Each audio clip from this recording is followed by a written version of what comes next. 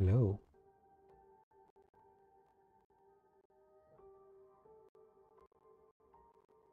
And streaming, the tweet has been tweeted. We are go. Ooh, like my PC is struggling a little bit, but hopefully I can play it. Ahorita no. Meow. Right.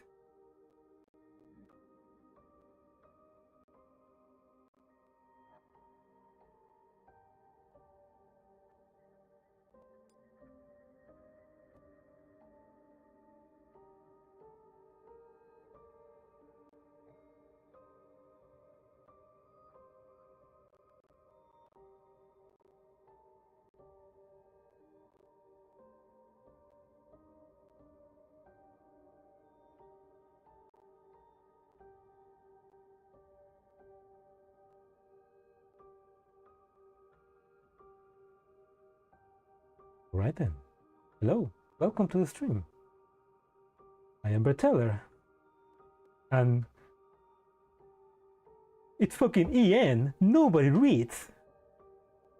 That's why today we're reading the new Narrow Cloud event, Irradiant Awakening.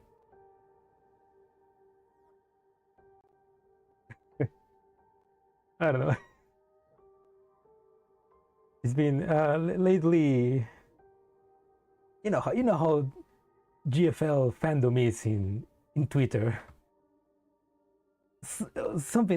We need some drama from time to time just to feel something, you know. And the latest drama has been like, nobody reads the story. It's too hard to read the story and to get into GFL because nobody reads. Why does nobody read? Because it's fucking EN. And a bunch of other reasons, but today we're changing that. Today we're doing what nobody does. We're fucking reading the story. I know. That's unheard of. Nobody has done that before. Reading the story from a Mika game? That's impossible. We're gonna be doing that today. Hello, Panzer. Welcome to the stream. Welcome.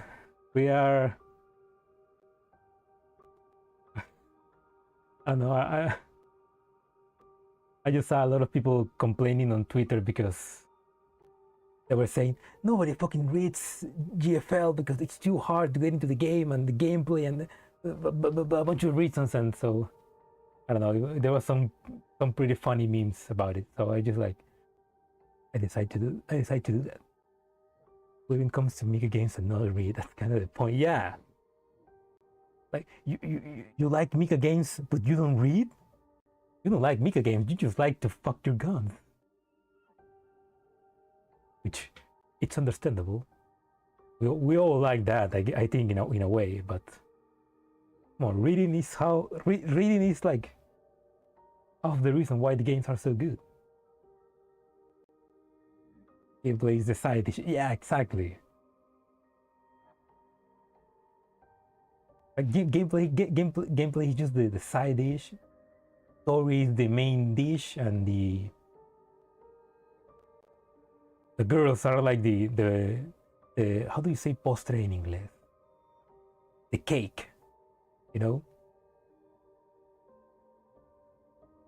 But yeah. So yeah, anyway, we're gonna right now really continuing the story in Narrow Cloud, the Irradiant Awakening, which happens right after the Jiutian sector, the previous event, where we get to meet Dark Star Hubble, which is the Hubble that we know and love, but change. More gothic. I thought you were talking to me as you are grinding XP in GFL. Well, you know, the grind never stops. Not even when the story ends, the grind will never stop. That's a constant of the universe. I need to finish grinding for the Lost in Thoughts event as well. I need to do that after this. But today, right now, we're gonna just read this story. And I'm happy that it's just reading. I don't need to actually. I don't know. I like this more. I like just unlocking the story and not having to play any stage to unlock the story. It's less immersive, I guess, but it's way easier to just read and then play gameplay and then read and then play gameplay, because I don't know, it feels like a bit like I don't know. Oh, you need Darkstar, Hubble, Puzzle, Undan, and Turing for his team. How interesting. I don't have any of those. I don't have any of those, so I guess I don't need to roll for Hubble. Also, I don't know, I already have like normal Hubble, so like, do I want to raise another Hubble even though she's a evil Hubble? Well, not evil, but just a dark Hubble. Maybe.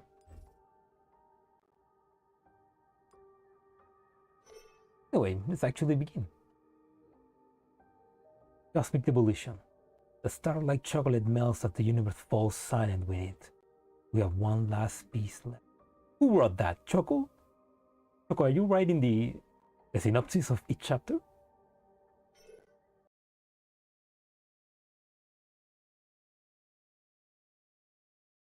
Okay, so wait, so from the same time as Clukean Eos is pretty good.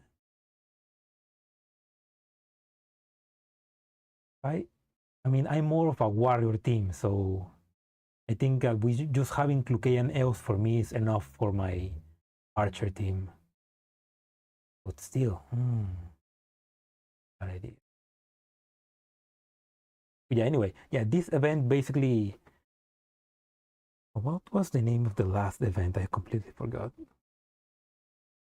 Yeah, but this event basically begins right after the previous event, which was Singularity in Memorial, in which after resetting the Jiutian sector and basically everybody dying, well, not dying, but having been reset so that the entropy cannot fully take over the sector, Hubble sacrificed herself so that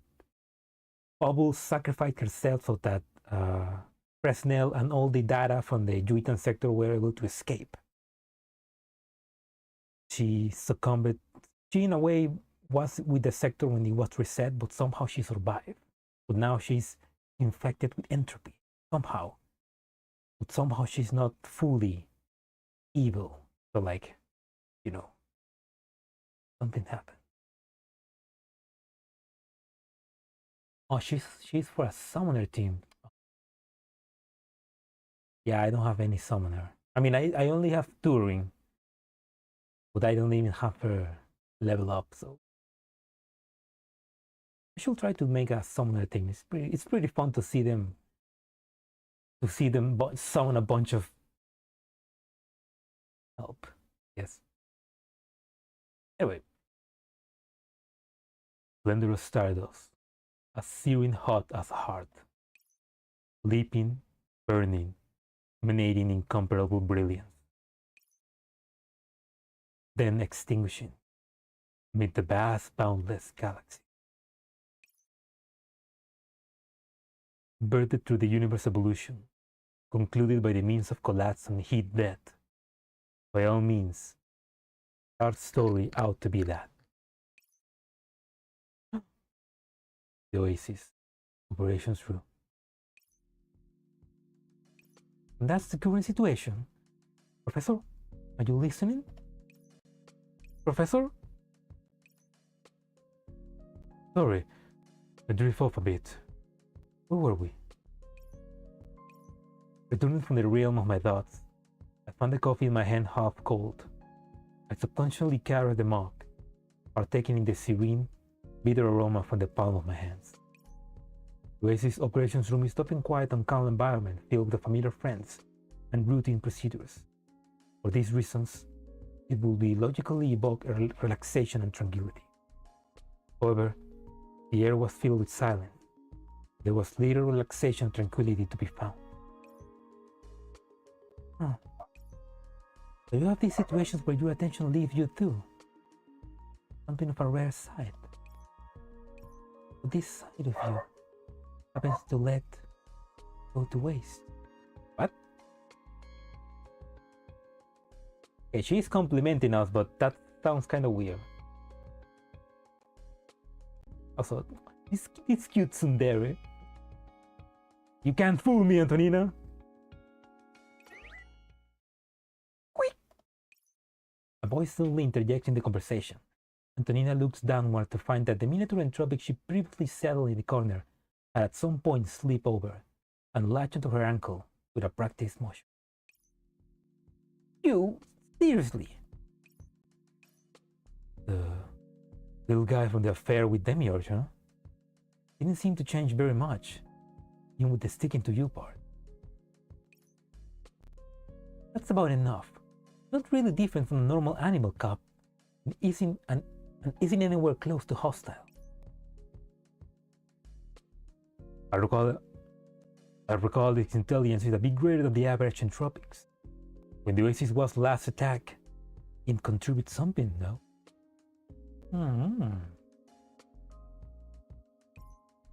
Yes, towards anti-entropic protection gear. This little guy didn't indeed prove useful. We ought to continue the topic from before. Xanadu is still waiting for a response from us. The medium entropic shuffles a little, consciously bailing himself up after clambering to the table. I down a mouthful of cold coffee, quickly getting a grasp of the situation. We still have no way to ascertain the situation inside that special star sphere in Jiutian. Correct. It does not occupy a large area, but the internal structures remain unclear. It seems to align with my original estimations.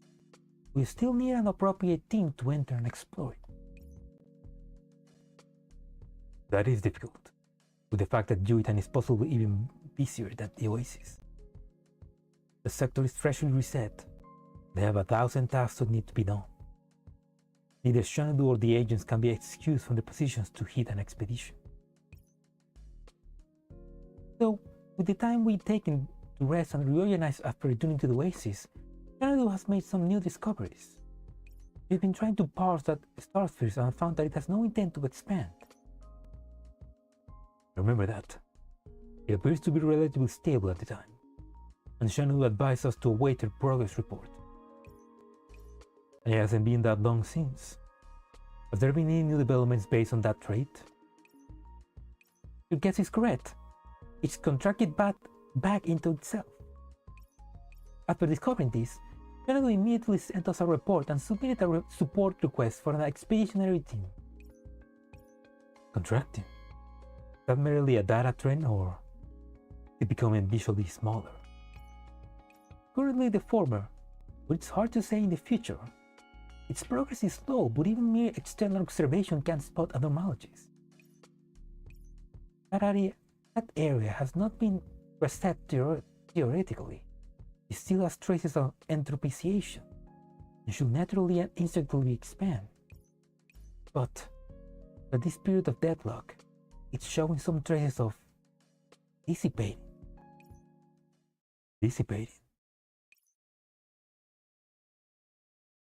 Almost subconsciously, a figure looking towards the star appears in my mind. It slightly sways beneath the screen of stars, but is soon swallowed by starlight. Entirely of the Oasis is keenly paying attention to the fact that Hubble still cannot be reset. If there is even a shred of hope, we cannot allow it to disappear as such. Unbeknownst to me, my coffee had fully cooled as we spoke. Its remnant heat faded from my hands, quite like the contents of a conversation. Your coffee is not hot anymore, Professor. Will I get you a new cup for you? Persicaria, who has been listening quietly by the side for some time, comes up and pours me a steaming hot cup of coffee. The miniature entropic extends a tentacle in curiosity. The cup's too hot, so I dissuade it. Oh, that's so cute. Like, ooh, I want to taste that. No, too hot. I sip from my cup, now filled with an appropriate sweetened drink, to get the atmosphere flowing again. Professor, if our predictions and foreboding about that star sphere really become possibilities, things are probably developing for the worse. Okay, so we know that in that star sphere, Hubble is there, but the change Hubble, the entropic Hubble. Thank you for the coffee? Coffee? What? Thank you for the coffee, Persicaria. Looking at the reluctant Persicaria, her eyes are full of concern. If she isn't sure whether or not this topic is worth continuing. I suddenly get the feeling that Persicaria has really grown a lot. Ah, wait. I only get the feeling that Persicaria has really grown a lot. Not just improving at taking care of others, but even using more considered level of sugar in coffee. Professor, seriously, kissing me again. Seem to be in better spirits. Thank goodness. Don't worry, Persicaria. Just been thinking about something.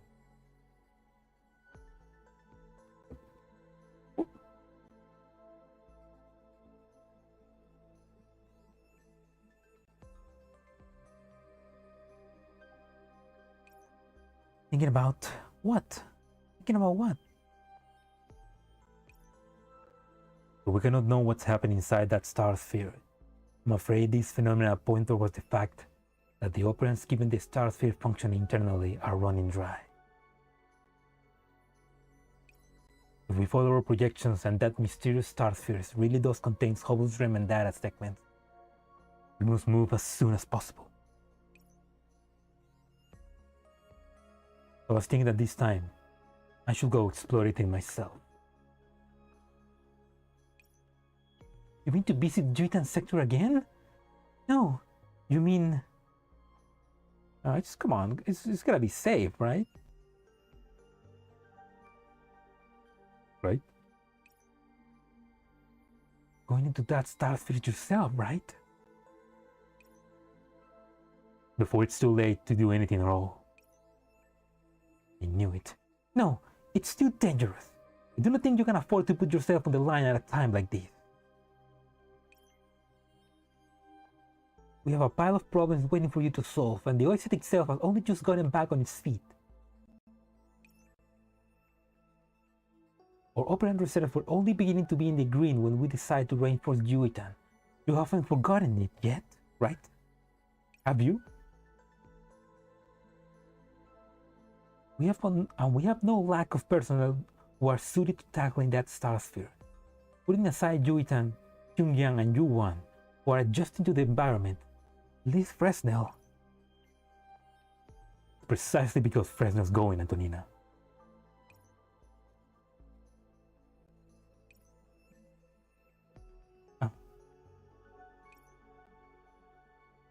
It is because if we are to investigate that star sphere at all, Fresnel will definitely go. So I should go too.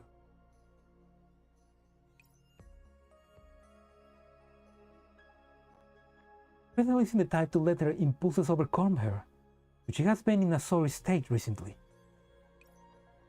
If the professor is there to command, really... Why do I suddenly find it annoying that you are so right about things? Well, I'm always right, Antonina. I'm the main protagonist. And also, like, you know, command experience. I appreciate the praise. Oops, sorry. What was that? I appreciate the praise, Antonina. That's not the idea. Of course, my personal considerations are involved. Jiutian's head death entropics are not quite the same as the entropics we're familiar with, according to Antonina's recent research, though Their core structure is much the same. As the Oasis professor, I hope to retrieve some data about the heat, death, and tropics before that star sphere dissipates to improve our understanding of entropy. Rather than adventuring or gambling, I would say that commanding a small detachment to resolve a difficult situation in my field of experience. I am the finest choice as an expedition lead here. I like to say that this is pure arrogance, but there's no proof I can use to rebuke yourself right now. Oh, you want proof? Well, if you want proof about my experience, just gotta play Girls Frontline. The new, well, not new, the new mobile game about girls with guns. Available now on mobile phones.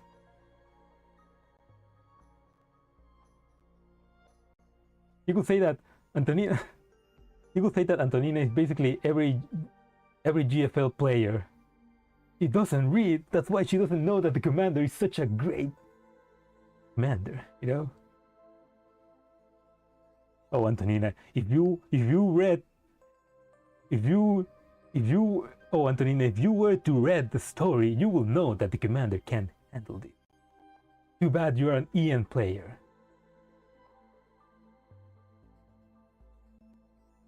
Oh man. Professor is secretly giggling inside. The professor like, this son of this bitch. He doesn't know. No, but really, I want to see Antonina's face when we eventually get out of the Magrasea and she sees like, wait, you were a commander this whole time? What the fuck? On the other hand, as per Taylor, perhaps I still have some selfish desires. Whether it's me or anyone else at the Oasis, we're looking forward to Hubble's returns. With their current extended inability to be reset, I cannot sit here in the operations room and await your reports of expedition and battles.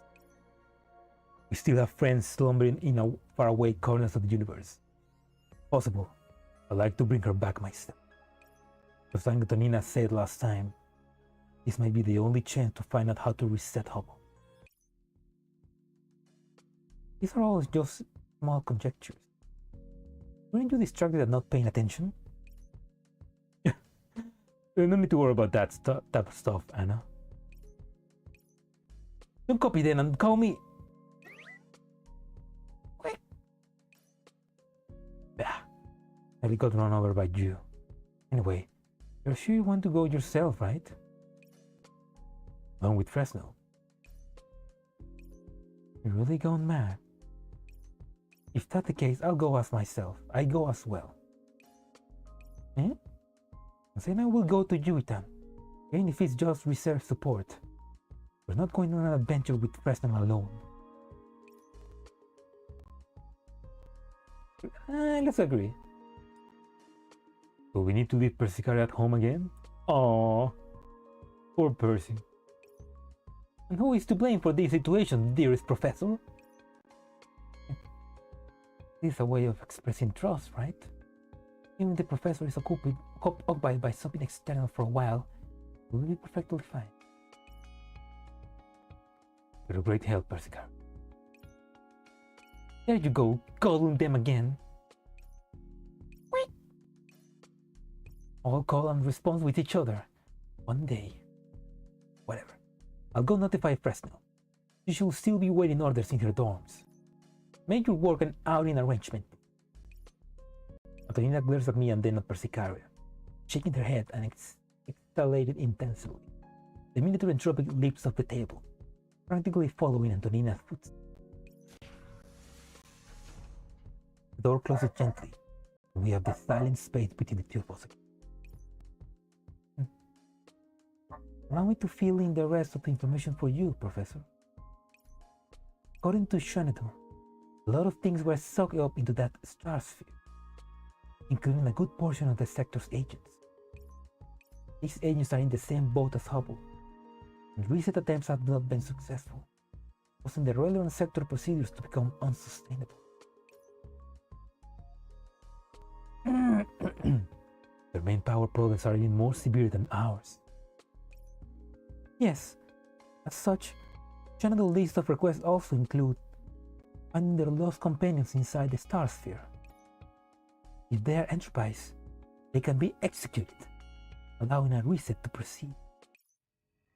Execute. These ancient neural structures are comparably simple, and there are likely no ways to repress the entropization. As a sector administrator, this is likely the last option she has available. The least favorable of all options. Complexity. Like there's a lot of an agenda this time. I pull up in my desk drawer. I pull up a gun and lock it in. Intending to look for corresponding documents related to contacting Jiutian. A little orb-shaped object rolls out from deep inside the drawer along with the momentum, rolling into my view. A small, delicate, crafted starlight chocolate. Oh, Hubble gave us that, right? Oh. Image of celestial spheres.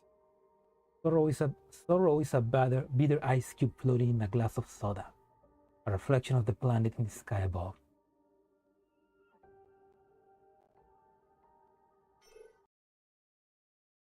I split asunder actions and emotions.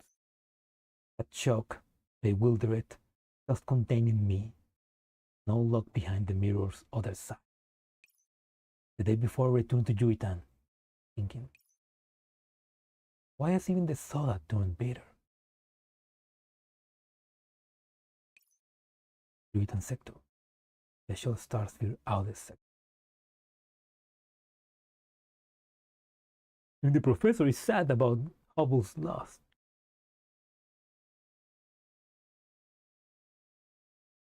I mean, yeah, Hubble was she wasn't a main character, but she was part of a lot of stories and events, and man, it was sad. But at least she's not fully dead, or where at least we don't know yet. I'm spoiling myself. In the boundless cosmos, the spaceship steadily trudges forward. Professor, starboard! Thanks for the reminder. An interference project forward with the trajectories of incoming debris. I handle the controls accordingly. The simplified command console interface with the propellant system, driving the spaceship towards the left, steering on a new route clear of debris. Oye, gatito, deja de comer eso. No, que comas eso. Concha tu madre. Concha tu madre. ¿Por qué te comes eso? Y tonto, dame eso.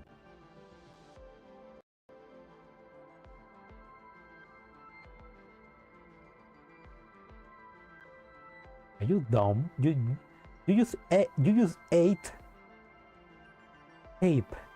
Why did you eat that? Get out of my desk. Get out. Sorry.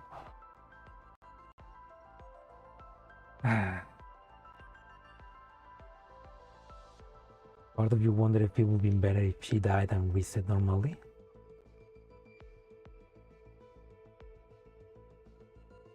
I mean, that is the question, right? Is it better to be reset and be a completely new person, or to have your whole personality and being twisted in a way in which you are almost unrecognizable? It depends what will Hubble want, but we don't know. Also, hello Setsuna Alpha, welcome to the stream. We are right now reading. I know that's hard to imagine. We are now reading the new event, Irradiant Awakening, on Network Cloud. The professor just entered the Jiutian sector, and we are flying towards a star sphere in which there's an anomaly. An entropic anomaly, trying to figure out why Hubble is not being able to be reset. And we are flying the ship. That's the professor is flying the ship. That's pretty cool. You got used to the controls quickly. Impressive, Professor. These new spaceship models were originally created to be piloted by reserve personnel when astronauts were in short supply. They don't have as much carrying power as the other models either. They should do fine for you, Professor. If you can spare a hand, hit up the autopilot system. Ah, Croc's here. You got the navigational basics down. You can leave route planning and basic defense to the system. So even if we made modifications for you and Fresnel there to help out, I advise that you give it some extra practice, rookie. I won't say, but I won't say most hard to think about having red outfit, right? Ooh, okay. Okay, interesting. I need to keep reading then. Sounds interesting. Croquette, my beloved. Yeah, Croc is pretty cool. Also, welcome, RB Soleil Alpha. Welcome to the stream.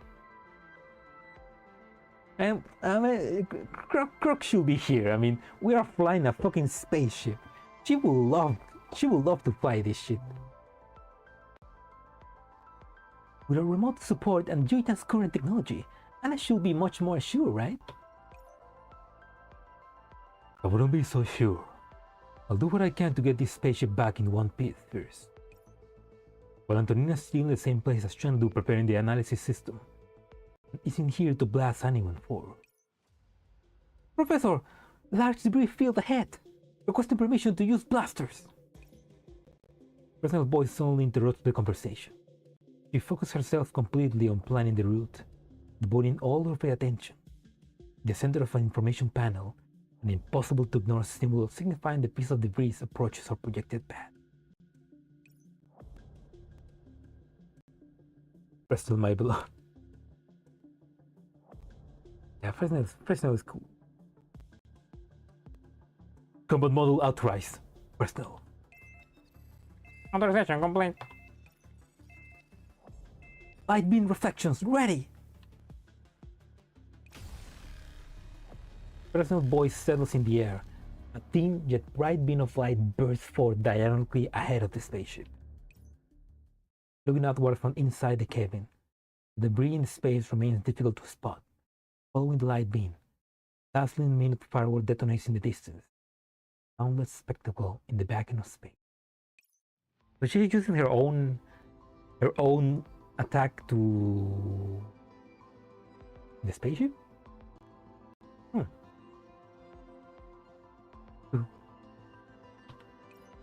Good work, Fresnel. You two seem to work together well enough. No need for me to break down your throats then. We'll leave you to it for now. Tell if you need anything. We'll await your good news. As the call ends, I look towards Fresnel. She remains fixated on the interface in front of her, serving it diligently with her head down. Fresnel?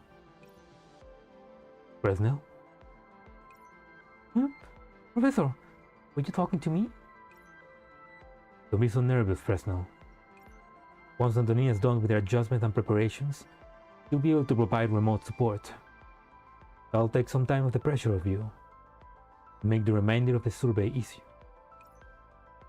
Alright, got it.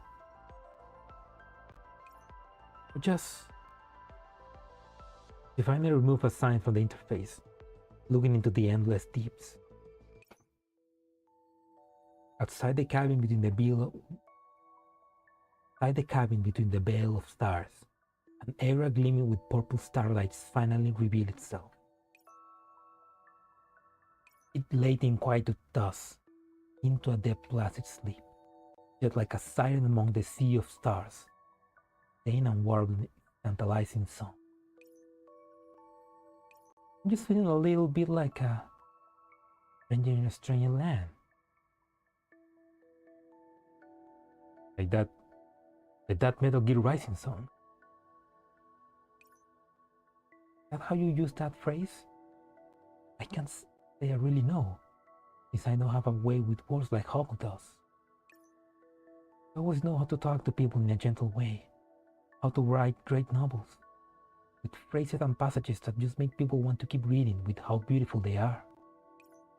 She is really, truly amazing. Okay, that's an interesting bit of information. So Hubble used to write novels. Hubble write novels. What kind of novels though? Novels about space? What I wonder if Nora saw her as like a rival in regards to novel writing. Well, or maybe they have like a novel club, a writing club, something like that. Fresnel gazes deeply into the mysterious star sphere, not turning away but for a second. Professor, why must such a good person as Hubble made such fate? Why is it that back then, the one to bear everything wasn't? Fresnel, relegating navigation to the autopilot, I stand up and come to Fresnel's side, lightly rubbing her hand. This isn't what Hubble will want, you see? No. Trust me, Professor. I won't be like this for very long. Perhaps some will sink downwards in grief and fear, but not me. You'll have a great many things to do. Her voice is dominated by coolness and maturity always, but within it hides an almost imperceptible shaking. Her Hubble left. I thought that I tidied up my emotions, that I could go and deal with what we have to do, the cold mine. That's just what I'm like. I make contact myself, retrieve the data myself, and deal with the reset people in the sector myself. As if I was numb enough to not have to deal with the fallout when it all eventually comes crashing down. Sometimes I can't help but doubt. Have I done everything I need to? Have I done well enough? I feel constipated. I don't know why my my voice has changed. I feel like my voice has changed. I don't know why. LGBT novel generation real time. I will say they are better than ChatGPT. Can ChatGPT be a cool Victorio Nessan? I don't think so. At least not yet. You done what you need to do. You done well. Letting yourself feel that pain is alright too. As long as we find it in ourselves to keep moving forward. Alright. I will. Thank you, Professor. I will. The sound of incoming communication rings out anew, putting a stop to that short conversation. Professor, Xanadu and I's preparation are complete. How are you adjusting? No problem so far. Has the analysis system returned any notable feedback? Only just being put into place. Don't be so hasty. Do you know how much of a nightmare it was to configure it properly? Jiutian's technology is specially built for the star spheres. No function related to the monitoring analysis of the entropics are all built in. Chances are that that's the part of the sector design. Wait. How did you get up there? I was wondering where that little guy went while I was busy. I thought I was playing, but it was busy playing or something. Squeak! Probably went and hid in the spaceship when you went up to adjust the instruments. What a pain. No troublemaking, alright? Oh, I like his little kid. Little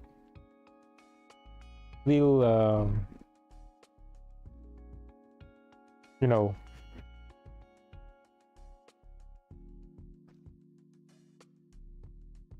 I need to move the microphone.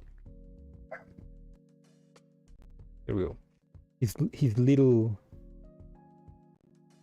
tentacle child. Squeak! Squeak! I don't know whether or not it understood, but it's more or less benign most of the time. It shouldn't cause any problems. Well, most of the time, but what does he do when he's not benign? Put that aside for now. We have more important matters. Fresnel, the instruments indicate that you'll be inside our star sphere of interest within 10 minutes. What's the spaceship status? All green, ready for approach.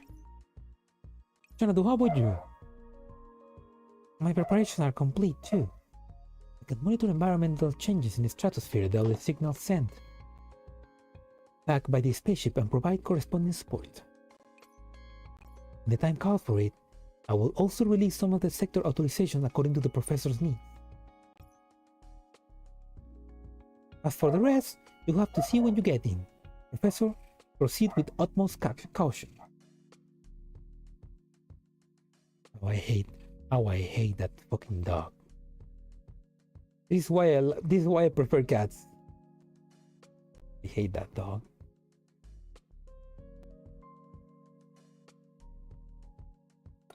And I hate that they leave the dog outside. Which, for starters, that's just mean. Why don't they should put the dog inside? They don't. They just let it outside, and because of that, it always fucking it's how do you say that? Barking, everything happening on the street. Like, God damn it! I hate those neighbors. Normally, spaceships are precisely weighted, calibrated, and launched. Having strictly an extra dog may have fucked it up. Nah, it's just a little guy. Fine. So how much? I mean, I don't think he weighs that much. He's very small. But yeah. I can see that being a problem later, or maybe that little guy will come in clutch at the end. Yeah, the mic sounds weird. Ouch. Hey. Okay, there we go. Okay, that sounds better. I shall temporarily disable the warning issue when routing towards the star sphere. Issue the command at your convenience. Approach the star sphere. Use my mouse.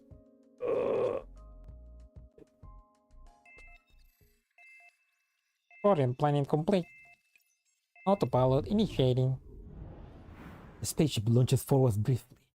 The world outside the cabin window ripples briefly like a surface of water. You arrive at the edges of the star sphere influence. Ahead is the interface chugs along in an almost tentative manner. The icons signifying the spaceship steadily blinking. The purple starlight gradually encroaches, yet its approach evades the naked eye. Then, space was still itself, the very same, but it was different. Beginning from the outside, Starsphere emanates an aesthetically appealing, luring purple. Yet, when we place ourselves in it, that color blends into the very space itself, no longer seeming. It transformed the anomalous into the mundane, accepting and welcoming all guests. It's working, Professor. Unfurl the spaceship analysis instrument. I'll immediately... Starfleet monitoring panels. The Starfleet monitoring panel responding too. What is this? Leonardo and Antonina both fall into silence. The data in front of them is doubtless no less shocking, than what lies before our eyes. Chaotic nebulas, or lawless realm, celestial bodies, randomly placed as if board games pieces knocked onto the floor, play host to vivid astral phenomena that dazzle the senses.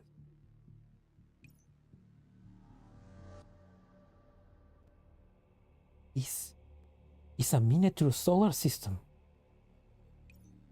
No, not quite. It looks like everything's where it should be. This place is so chaotic that it has no structure to speak of.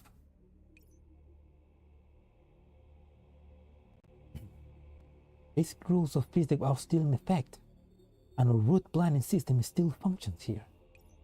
But proceed with caution. This place is more akin to like an area well and truly controlled by the entropics. No, it quite literally is. Antonina pulls up an information panel, and icons marking entropization swarm the screen. Patch of darkness lies in an even further place, not unlike a sound sleeper dreamscape, hush and elegant, yet teeming with danger. On the layout, there should be some sort of overseer in this area, driving these things and steering into what they are now. We don't know what that is.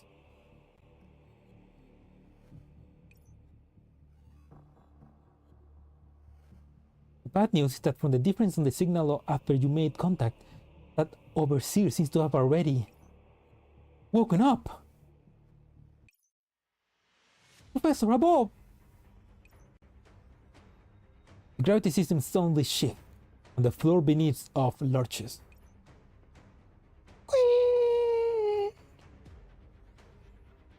Great pieces of debris fall from the sky, raining down past the cabin windows.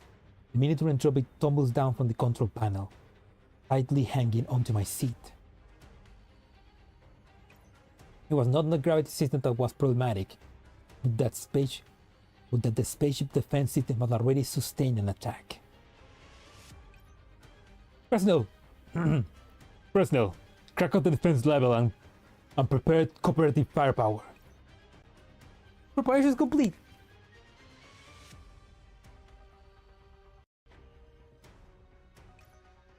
Shift to manual piloting.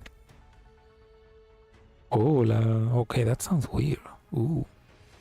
Hola, hola. Testing 1, 2, 3. Okay, no, that sounds too weird. Shift to manual piloting. Autopilot activated. Crap! Was it because of the data disturbance just then? I'll sort out the safety level with Xanadu. With Antonina's rapid calculations, a moving section of the asteroid belt appears in the middle of a panel.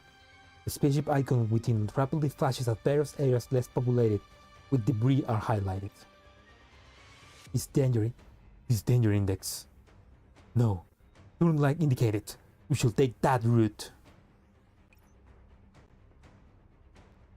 Personnel, we'll go to the high-density asteroid belt in Area C. Copy.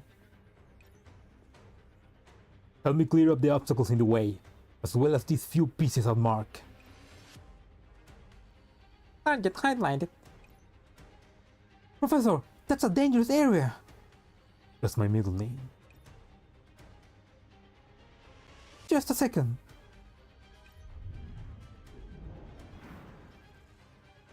The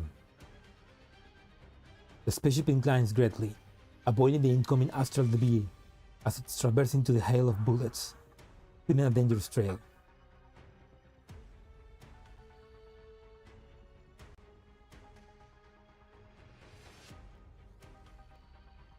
What the fuck? Sorry.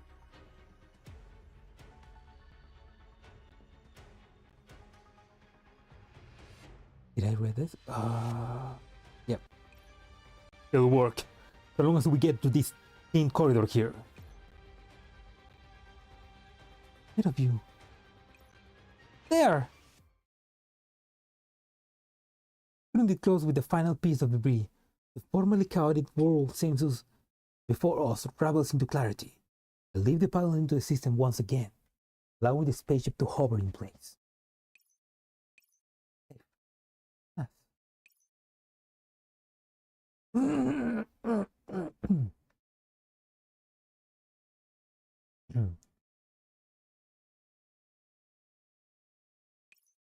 Professor Fresnel, how's the spaceship doing? It's like, forget about you guys. Is the spaceship okay? That's the most important thing. That paint job is new. You better not fuck it up.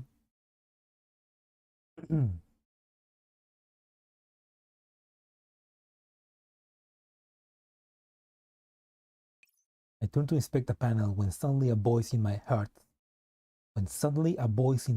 speaks. Before I could rejoice in avoiding a crisis, a very peculiar feeling of being watched came upon me when I first came to the Jiutian flows through my body.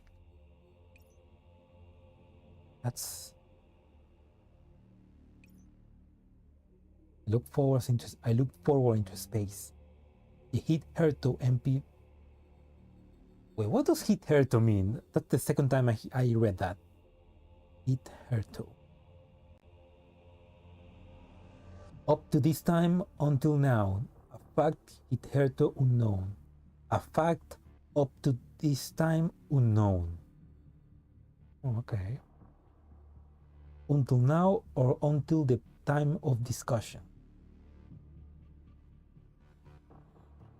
Oh, okay. Interesting. The fact up until this point. Wait, that doesn't make. Wait. I mean, yeah, I understand what hitherto means, but it doesn't make much sense in this context, I think. Hello, Dole. Hello, Salo. Welcome to the stream. Yeah, we are fine. Was the ship okay? If we were to use like a Latin meme, it'd be like,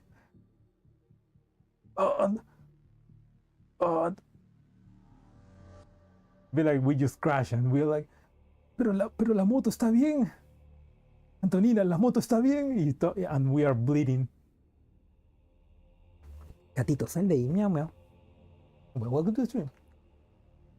It's like a very fun meme where every time in Latin America, at least I've seen it, where like when somebody crashes, especially somebody with a motorcycle, or like somebody riding a motorcycle and it crashes, and he's like dying on the side of the street.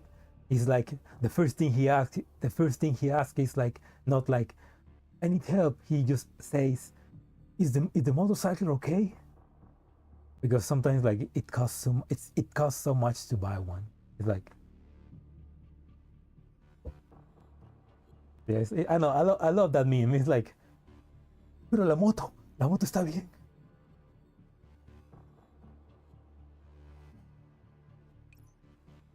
I think I didn't. Oh, that's okay. That's dark. Jesus, the gravity of that thing. She truly is made in space. Because there's no way that gravity is from Earth. I don't care about my son. I care about my motorcycle. She seems to cast over a look on a wind, followed by a smile, and face back into the vast deeps. Hubble? Imagining company. The way that. Okay, that was. I mean, yeah, that was Hubble. So like, what? He's hot. Those tights, yeah. Through the stardust, we beast through the cluttered dreamscape to find the starlight that remains. Some of it is dazzling. Some of it burns the fingers. Mira cómo está esa gravedad, papá.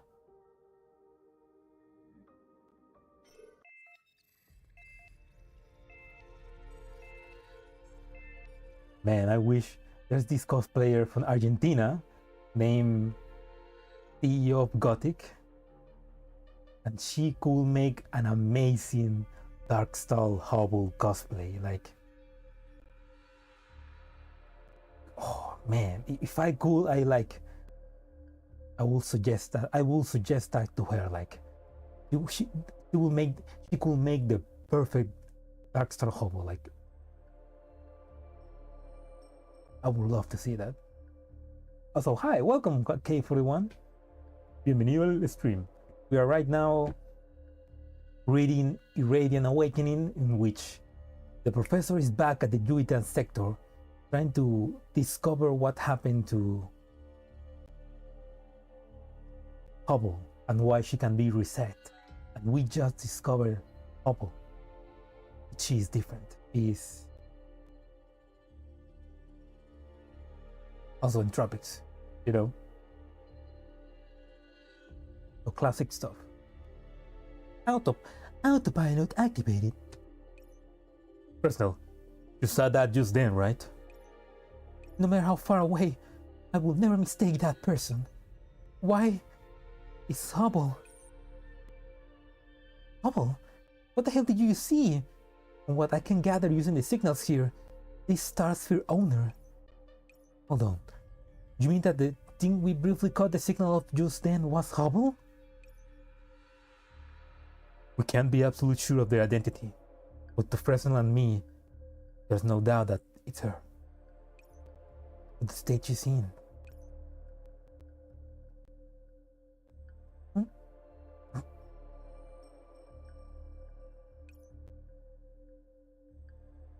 We contemplated this possibility, but Antonina, the analysis system is returning a much clearer signal.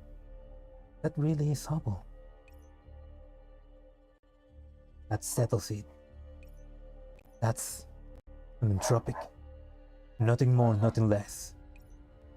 The same type you know. The ones with entropic cores that can infect the outside world with entropy. An entropized Hubble. As you can empirically see, not too different from those more or less entropized planets.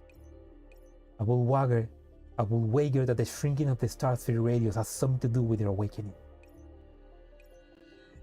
The operators in the Starspheres might very well have been used to maintain their personal stability.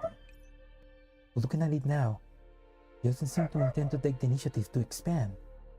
Ideally, we should first approach her, and then devise a plan to clear out this Starsphere. This is getting ugly. On the contrary, Professor, this is getting hot. Fresnel, what are your thoughts? Hubble's still alive. I mean, yeah, but not exactly. Also, before we continue, my cat is getting annoying, so I'm gonna go and feed him. So I'll be back in just a couple minutes. Vamos.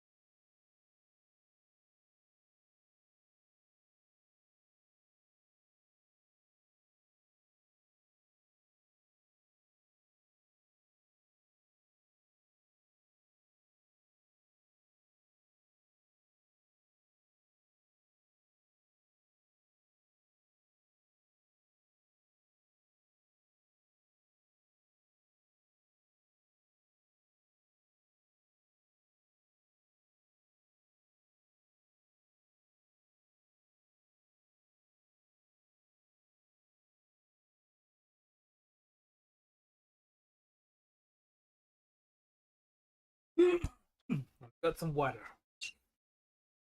Gotta hydrate. I'm a dry hydrate. I need to hydrate myself.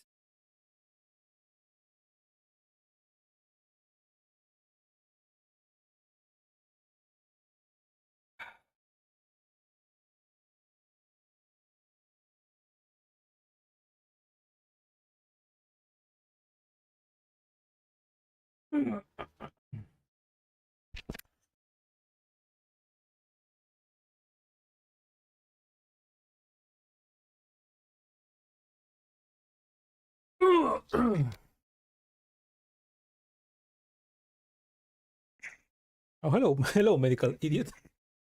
Welcome to the stream.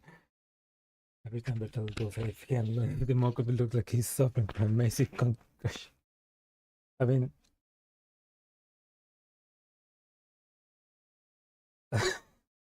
yeah, that's true. I mean, it's not. I mean, yeah, and yeah, yeah, that's true. I mean, it's not a good model like this. Like for once, when I was making the live 2D model, it's like I forgot to like make it so that it can like turn its head. So it cannot turn its head. I can only like when I turn my head, it's just like it just does this. When I get out of frame,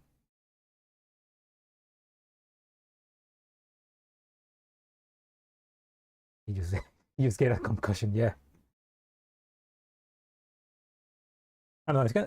It's kind of I like that. It's funny how it's funny the faces that I end up with.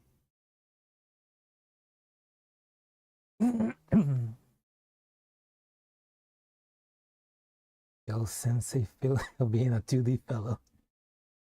Good point. ¿Necesito un programa para transmitir en vivo o es por YouTube? Es un programa, o sea, uso OBS. OBS es un programa gratis que lo descargas y básicamente te permite transmitir tu pantalla, tu monitor, el juego, lo que quieras por YouTube o por Twitch. Solamente tienes que conectarlo. Es fácil, buscas en YouTube cómo usar OBS para transmitir en vivo y el primer tutorial que te sale es fácil de hacerlo.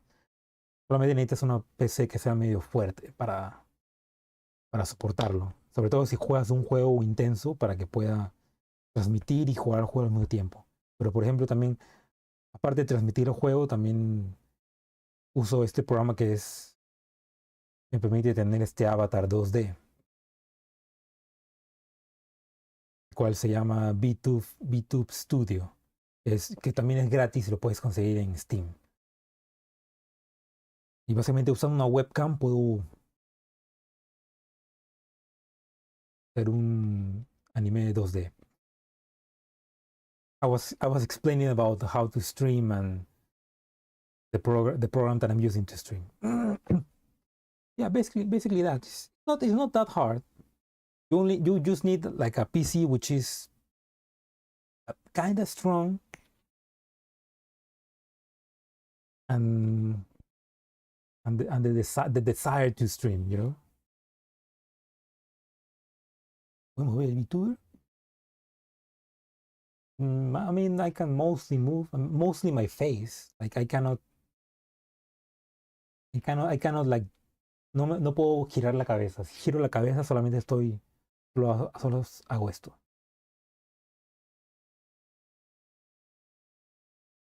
Tutorials? No. Yeah, you can find tutorials about how to stream on easily, easy on YouTube.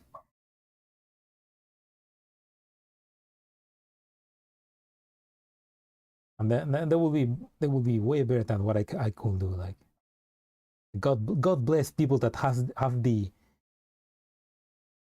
what do you say?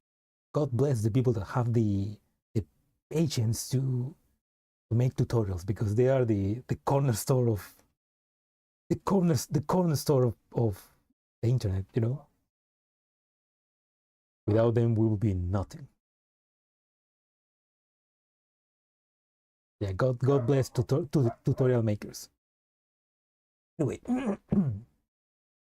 Hobble's still alive.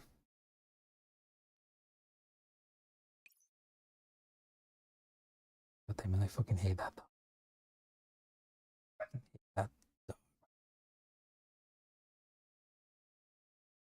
Okay, he's shut up. President's voice is remarkably calm.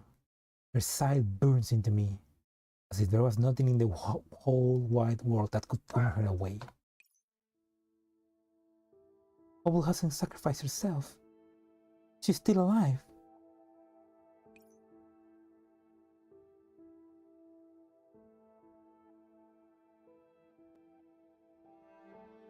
After being devoured by Enterprise space, she must hold on to her will. You know the principles under which these stars first form. What it must have been Hubble's decision.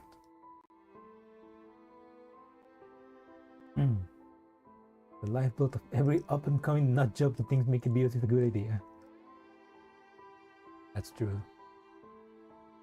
We all thrive on the backs of people making tutorials for some very niche stuff back in 2009.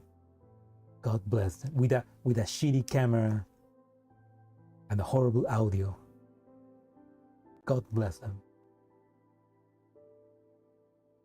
They deserve like an award or something. Even if that thing is an entropic, that's still Hubble. She's still alive. What about that, Fresno? Get a grip, Fresno!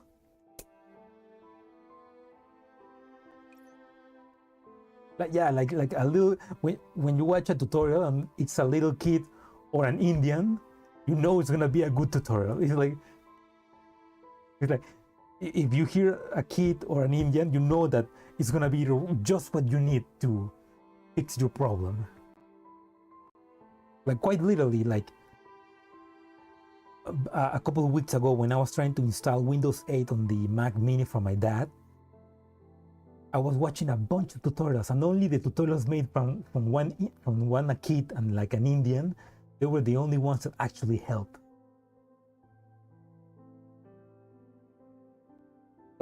God bless them, man. A very bad camera, yeah. We know all too well the influence of interpretation. Such conclusion and we reach through the loss of countless friends.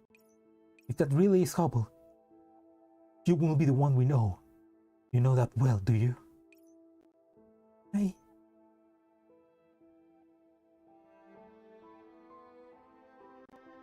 The four horsemen of the tutorial of YouTube.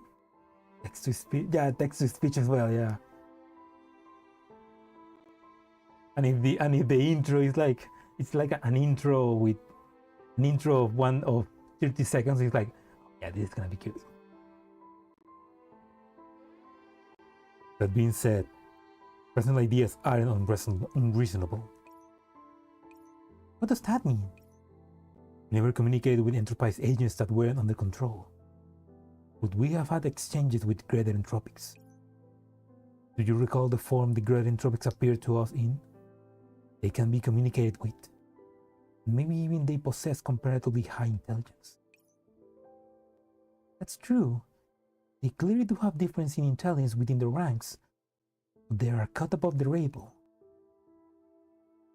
We can't be sure what the structure of this star sphere exactly is, but it clearly has some greater than normal entropic that its own.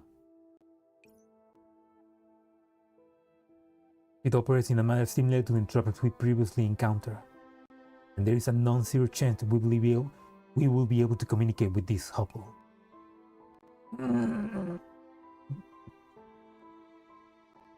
We cannot deny that possibility. Oh my god.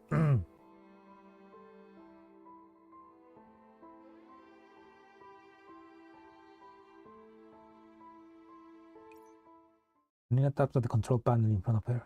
Apparently, there is some sort of tracking command, signing with fatigue afterward. Blue fade in, Comic Sans tutorial for mounting files. They brought some changes as well, yeah. Bless those guys.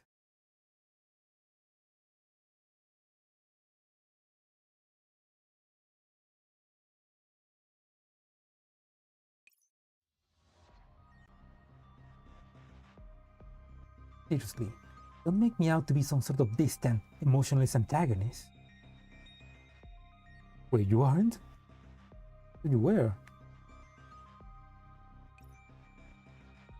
My original plan was to get you to collect the data fragments Hubble's left behind in the star sphere.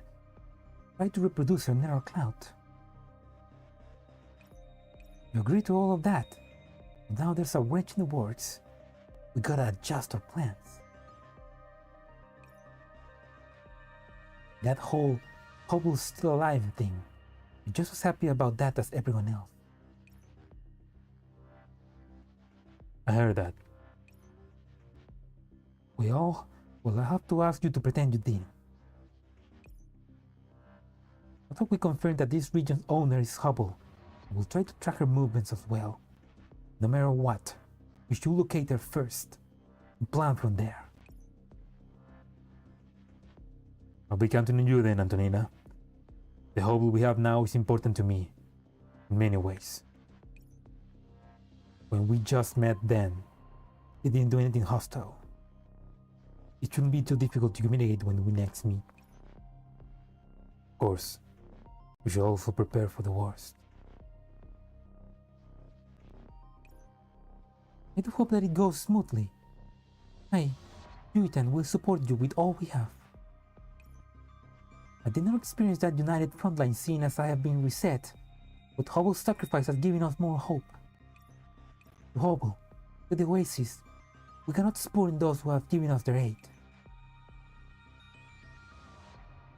Oops, sorry. Are we at mutual understanding then?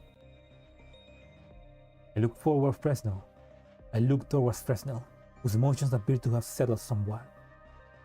Yeah, I understand. With the Hubble we have now, it may not be much help. The situation we're in is much better than we originally expected.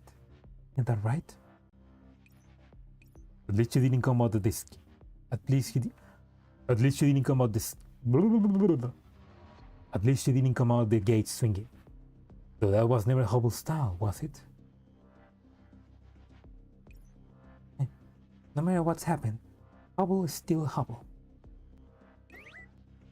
Oh yeah. Frontline. Frontlines. Girls on a front line? Yeah, right. That's never gonna happen.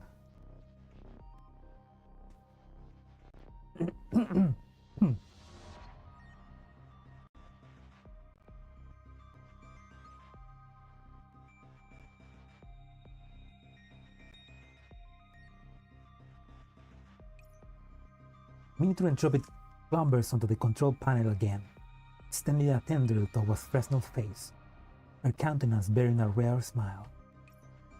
Whoa! Don't muck around! Ignore that little guy for now.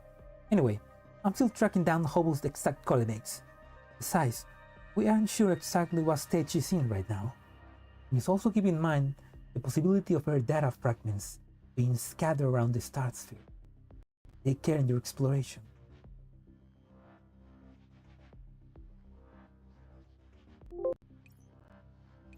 Did a split narrow cloud type of situation? This all sounds a bit familiar. Huh? What are you talking about? It has nothing to do with that. The narrow cloud is intact too. Would it be troublesome for me to track her? Though the exact details will need. Whee! Right, quiet down. Aside from that, we need to recycle the sector's agents too, right? Correct. What we're gonna do is calibrate our instruments. Drafted a list of the agents who have yet to be successfully resetted. Whee! Whee! Okay, that little guy knows something. He's trying to tell us something. Give it a rest. We'll see each other again soon enough. Even if you can't do anything to help out this time, at least. The entropic thrashing of its tentacles becomes more and more frantic, quickly smacking away at the panel. The Nina stops her steps, suddenly realizing something, pulling across another monitoring panel from the side. Xanadu, help me cross-check this data. This flux appears just then. Hubble! Careful, she's back! And much more dangerous this time. Like a young cub traversing a forest, in the great span of space, the entropic senses are exceptionally sharp towards the presence of other entropic. Especially when that presence is unthinkably mighty. Whee! The entropic tunes towards a central direction. A multitude of screens within the spaceship flare up in a glaring red, warning of an incoming attack. Fresno, brace yourself! Defense systems are in place! Combat module!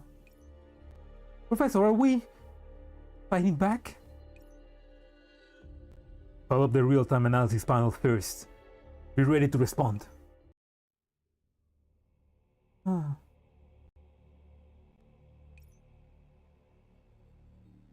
In a gloomy place, a familiar yet strange figure is faintly discernible. In the exact same form that we saw previously, with no protective gear to speak of, suspended in space without any shelter. Is the thing that was following me all this time?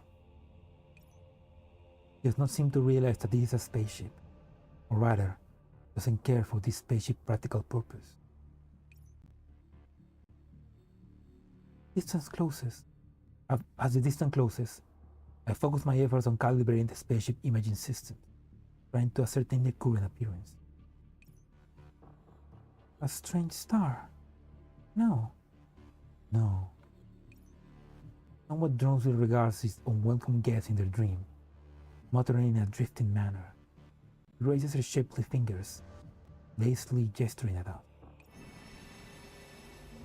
A stream of dark purple light interweaves and spirals through the crystalline structures on their arms towards the tip of her fingers, mustering up inconceivable shreds of stardust, gathering to a smudging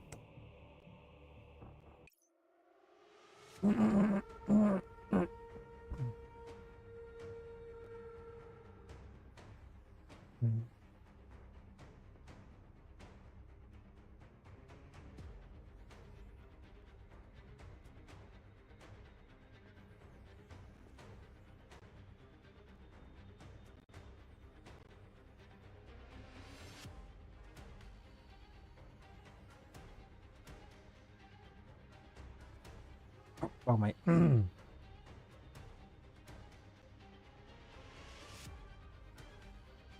Incoming attack, evasion actions. Incoming attack, evasion actions. Incoming attack, evasive actions. Here she comes. Activate all defenses. The point of impact will be skewed towards the bottom. I immediately pitch the spaceship upwards, and the wall outside the cabin window heaves upward. The attack is virtually unavoidable. As I pull towards the right, showers of sparks fly. The spaceship flips around on the axis of the brilliant beam of light, skims past the now diagonal inclined chassis. A dark purple shard of starlight scraps past the spaceship's retracted landing gear, clustering its tail and the suspended ambient stardust into a vortex, puncturing through the rock behind us. Miss, why?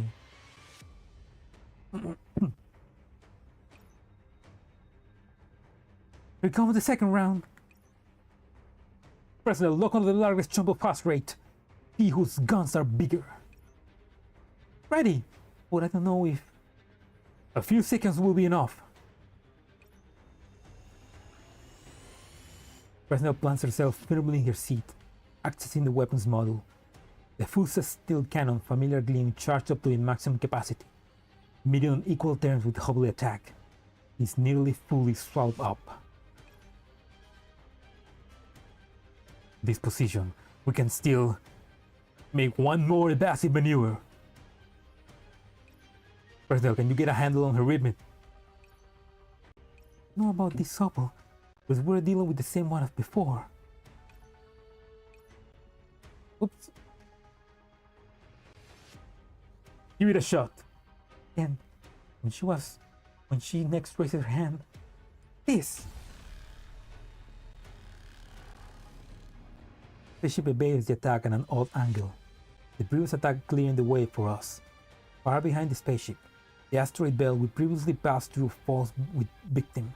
Asteroids many times the size of the spaceship fully punctured.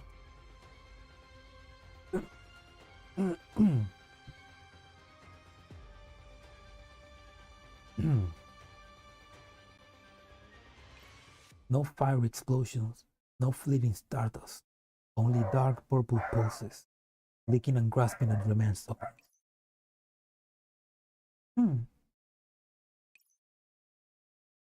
Professor, we did it!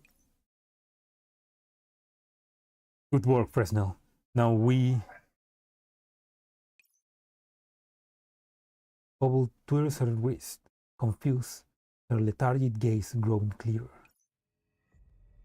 Starlight escapes me. Yet again. She cocks her head. The stars and nebula still at her beck and call, heading for another attack.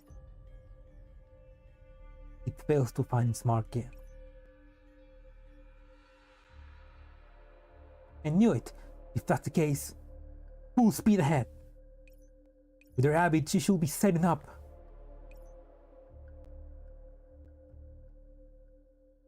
Her ultimate attack! A black hole! I crank up the spaceship signaling boosters. Like a lucid arrow we sail forth towards a long-awaited reunion.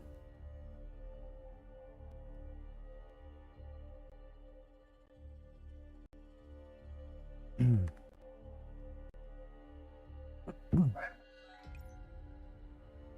it was me, I would deploy this way too, since we always fought together like this. The sun shrinks and the image in front of us enlarges. We escape the black hole. We fly towards an old friend who knew us not. To uphold the end of a bargain we agree the day the oasis was created. Crying. I wonder who will be inside. She... Oh shit. Why do I always get sick when I'm streaming?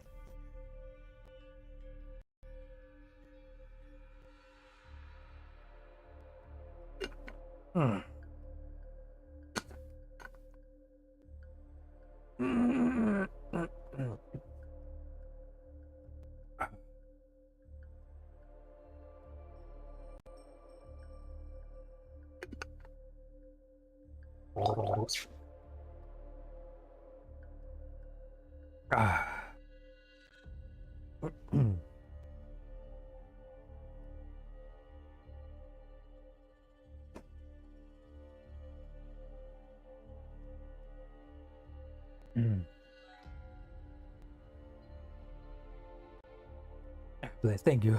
Thank you for the bless. But I need more blessings to stop getting sick. Supposedly, I went to the doctor a couple of weeks ago saying supposedly I have like a high level of something, which probably means that I have an infection. That could explain why I'm always kind of like sick. Well, then that means that I have had that infection for years now, which is kind of crazy to think that. Anyway, I really need to get to go to the doctor to actually check that out.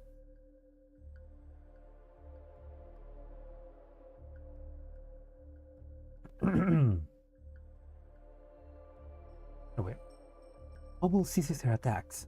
The danger in the air disappears in a flash. The team view gets closer and closer to a spacecraft until a hand lightly carries the chassis, the ever so familiar face sharing a look with us through the window.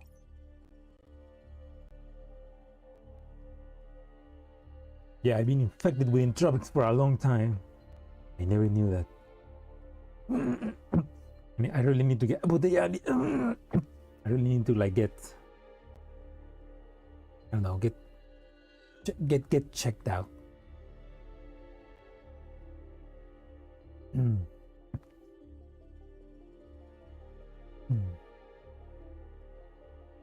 Space enforces its pantomime, locking sound away. I attempt to read her, attempting to replicate our conversation of days past. Hubble. Present expression is complex. The weight of my mind does not grow any lighter. Our call was never cut, but Antonina sits silent. I know that it is all panning out just as she said. What are you doing? This is Hubble. This is also an entropic, standing before us. She is our friend, one who stuck with us to the last, sacrificed herself in the final moment. She is also an entropic, guarding and monitoring our every move with back and into it. Oh, it was more interesting than I imagined. And Hubble's countenance shifts slightly, and the alarm bells in my head start to blare.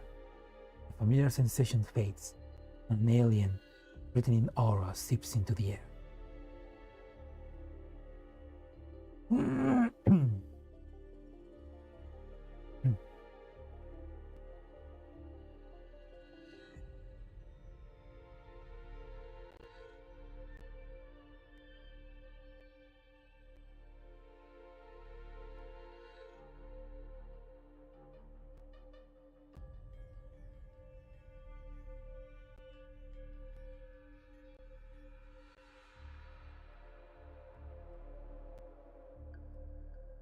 The alarm bell.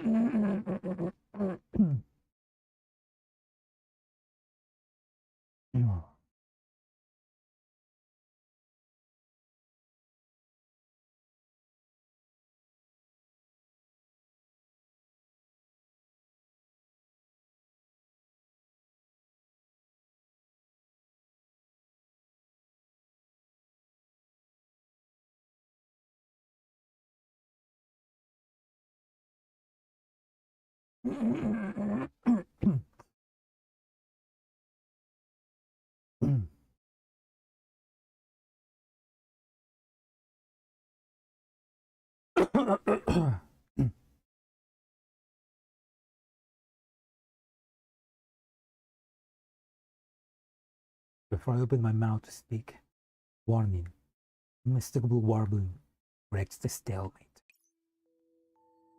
Wait.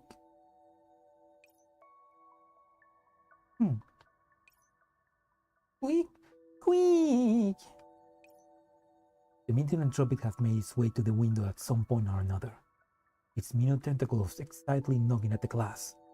After Hubble stopped their attacks, it soon recovered from its state of panic, greets Hubble in the way entropics do. Wait, so entropics have like a secret handshake? How do entropics greet each other?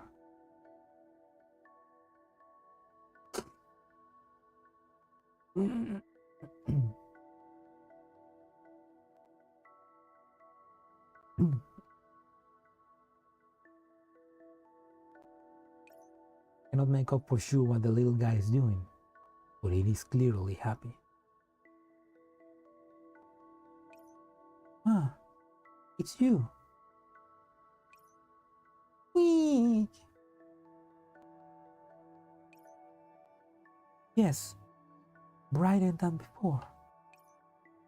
Wait, wait. Huh? It's... You'll recognize Hubble. Nina finally speaks up after an extended silence. The underlying tones in her voice indiscernible.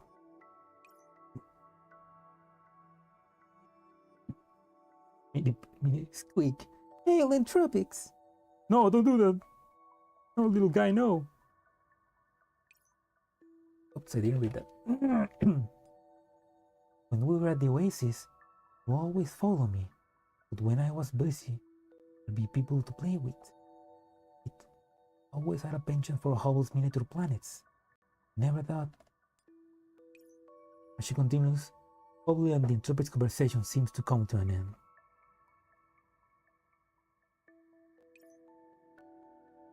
Squeak, squeak! The Leontropic excitedly leaps away from the window, clambering onto my sleeve from the control panel. Outside, Hubble waves a greeting to us. Smiles spread over her countenance. So she's starting to remember? Because of the little guy?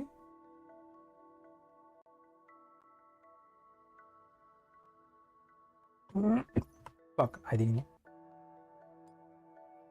Seemingly suddenly remembering the communication barrier, she traces out a brief few sentences with her fingers on the glass.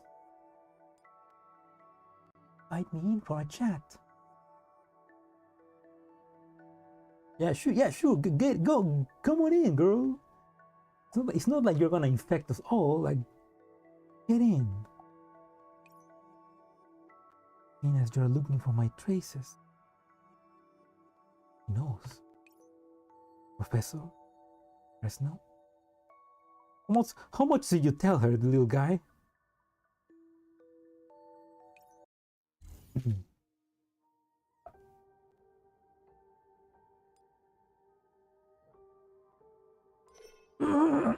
Oh fuck! Oh shit! Oh my god! I don't know why. It's like the day and the last time that I stream. It's like my voice. It's like my voice gives. It's like I cannot like continue speaking for a long time. I mean I can, but like my voice begins to like break down. It's like I kind of like. I don't know, kind of like I lost muscle. I lost some muscle, some voice muscle that allow me to speak well.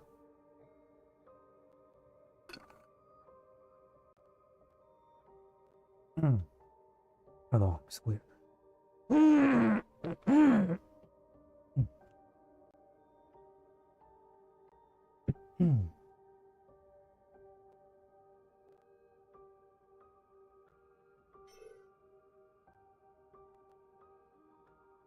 It's uncanny. Oh, need to go. Oh, that's thank you K41 for staying for a while. Have a nice night. Really feels like talking with a dementia patient. Yeah, I mean, it's kind of like she has some kind of Alzheimer, right? Alzheimer's. Yeah, it is Alzheimer. Like she kind of remembers, but not really. Yeah, I guess Alzheimer will be like a something like that.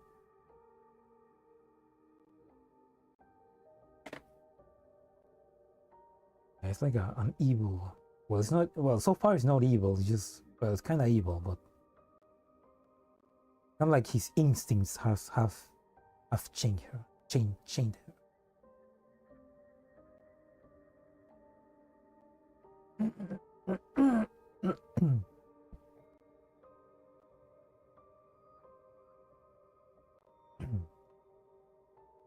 Caramelos de miel. Honey candies. I don't know, maybe I should try that. Tal vez, debería probar. Sí, no, caramelos de miel. O solamente comer miel de frente. Miel con limón, that always helps. Yeah, you should probably like eat honey with lemon. Like whatever my throat was getting sick, my grandmother would always like give me lemons. And when you put lemons with honey, it's just extra helpful. You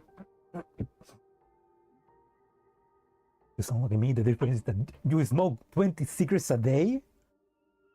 Dude, why? I mean, I know why, but holy shit, that's a lot of cigarettes. That sounds way too. Think about your lungs.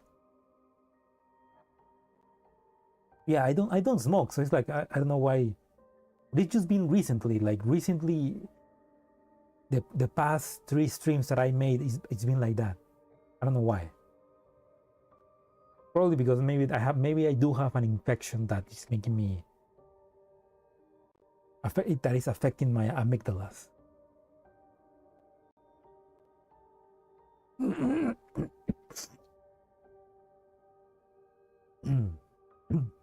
Know why, but how? How? Yeah, how do you smoke so much?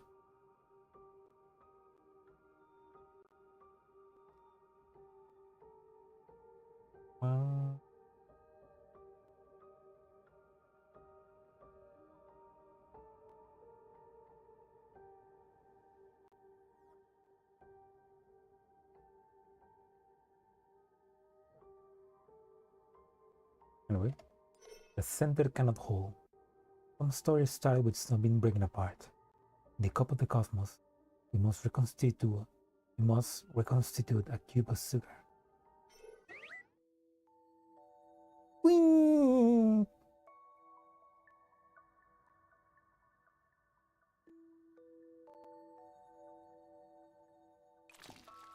The misanthropic welcomes the newcomer when they step up. Bubble steps were far lighter than before. Rather, the steps resemble more of a gate now. She steps on the spaceship floor, maintaining a state of levitation even under the effects of gravity system. It is as if gravity, whether natural or artificial, is only a minuscule part of her authority reach, something for her to toy with. We meet again. Is it again?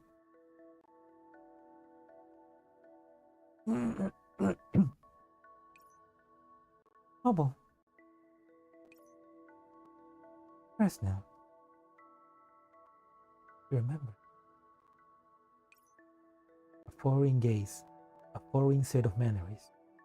Certain as we were that this was the very person we once knew, we can still sense that she has undergone a staggering change. Familiar yet strange, not just her to us, but us to her as well. Something the matter? And me like that? Or are we not spoken in some time? He flashes out that smile again, buzzing with interest. The sheer alienness in the act divulges her countless indifference, about firewalls, reunions, about protection and sacrifice.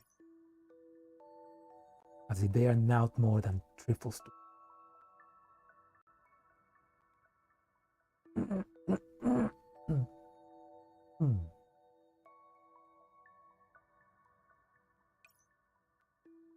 Why do you don't get too close, Fresno? Not fully control myself. Oh, so she kinda she kinda knows what's she knows, but she also cannot control her.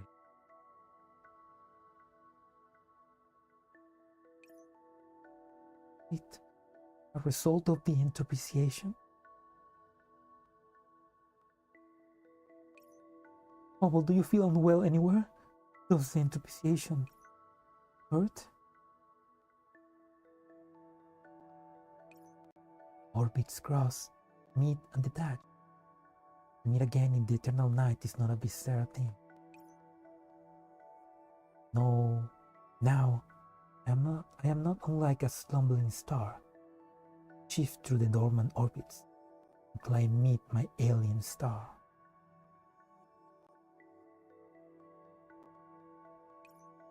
Will the moniker of Dark Star Hubble be to your liking? Also, she names herself Dark Star Hubble. I'm not Hubble. I'm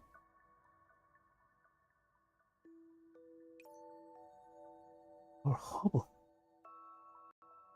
Damn, that's such a cool name. Fresnel slowly repeats the name. Green, that is a pretty cool name. Earns an approving nod from Hubble. A reunion differing from expectation extinguished Fresnel's excitement. He lights repeats it again. Falls into wordlessness.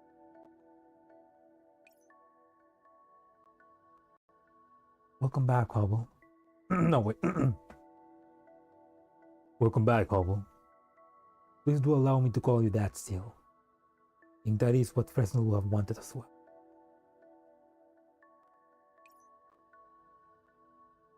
I clear my throat and attempt to communicate with her. Hubble demeanor is far more disorderly than before. Unlike our before friends tortured by the tormentous process of entropization, Hubble remains very much herself in regard to herself.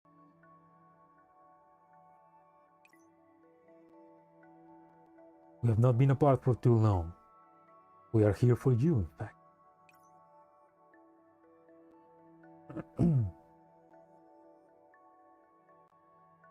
When people have reunions, they often intuitively say, "Thank goodness you're alright." In this situation, though, "alright" swims in my mind. I cannot bring myself to say it so easily.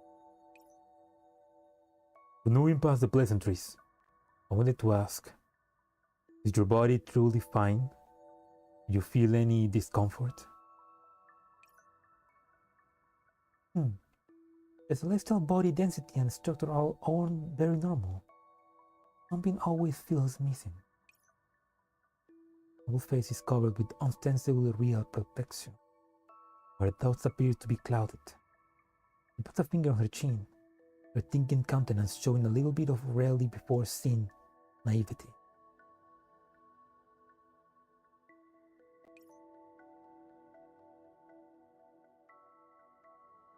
There are quite a few parts missing. Memories, body, feels to be in control. Memory data to sensory input from the world. What remains is largely faraway glimmers and remnants of usage.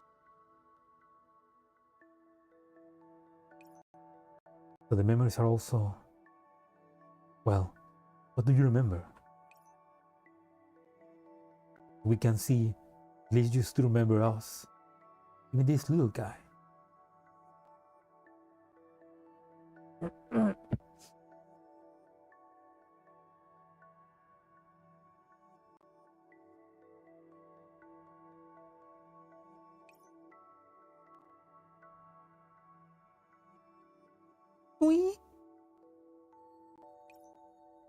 The miniature entropic crawls up the surface of Hubble's legs, clambering onto her arm, reclining there pleasantly like a small animal. Well, about that, I can't say I know either. But you remember so very little. The past traces are fragments and broken. Future tracks are murky and unclear. Patiently await the time when I might meet my alien star. Alien star. Quickly catching on to her terminology, I move to ask further, but Hubble moves on of her own accord. Her words do not seem to have any real goal, simply a meandering walk to her thoughts. Vision of time, the whispers of nebula, meaningless to me. Whatever is the professor of Fresnel, it's all remnant pieces. They tremble in my neural cloud, humming, radiating a strange light, but I know not what the meaning they hold.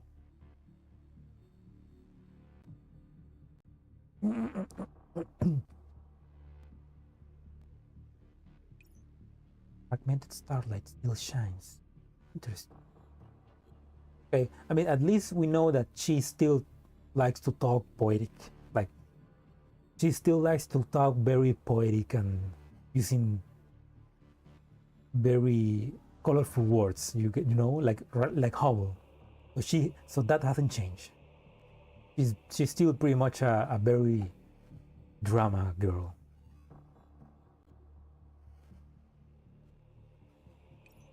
Hubble's hand reaches towards her chest. If there was really a dazzling nebula nested there, as hot as a fervently beating heart, she looks to me and to Fresno, without a hint of excitement at this reunion. As for other matters, I say they are scattered here, in this dream. They make space no longer empty. Fond of it. You're saying this star sphere is a dream? Is it not? Though it matters not. What I see when I am asleep and awake are growing more and more alike.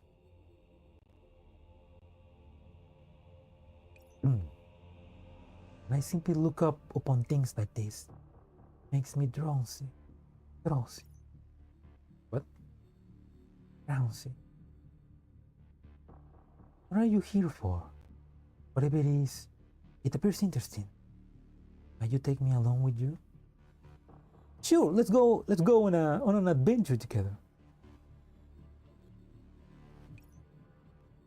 She delivers her missive with a light smile.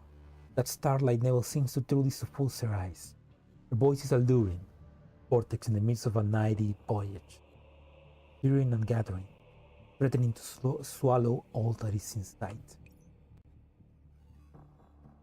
Feeling of familiarity is all too transient, an air of peril soon arrive.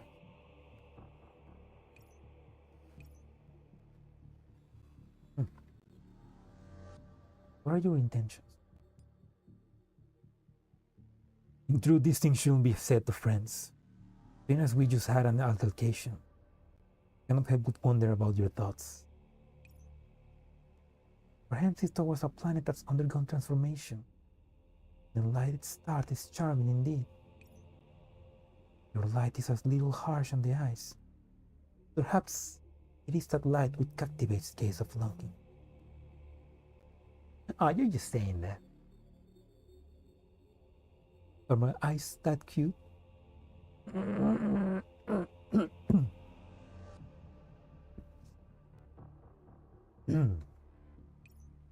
Relax.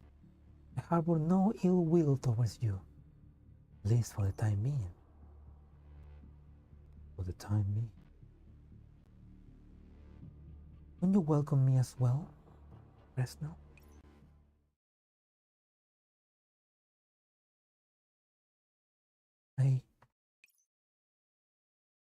Ever since Hubble interrupted her, Fresno has maintained her silence.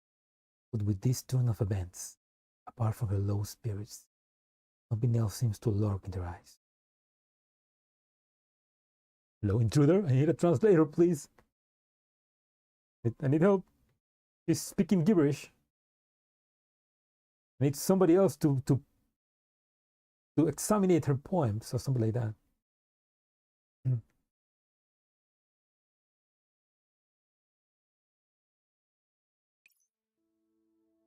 I had a lot to wanted to say, but I can't bring myself to get any of it out now.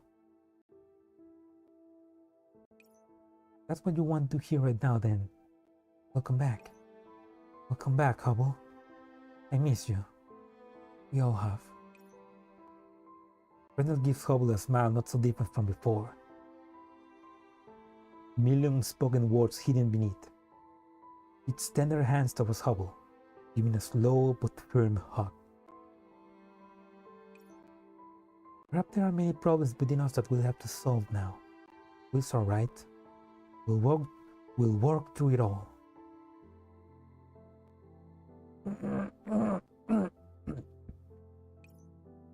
We will, surely. Do your very best then. I'm looking forward to it. Hubble returns to embrace in a superficial manner. Immediately rises to her full height afterwards, as if suddenly recalling something. Right. We have some new friends from outside patching here. Hardly proper not to offer greetings when engaging in interplanetary communication.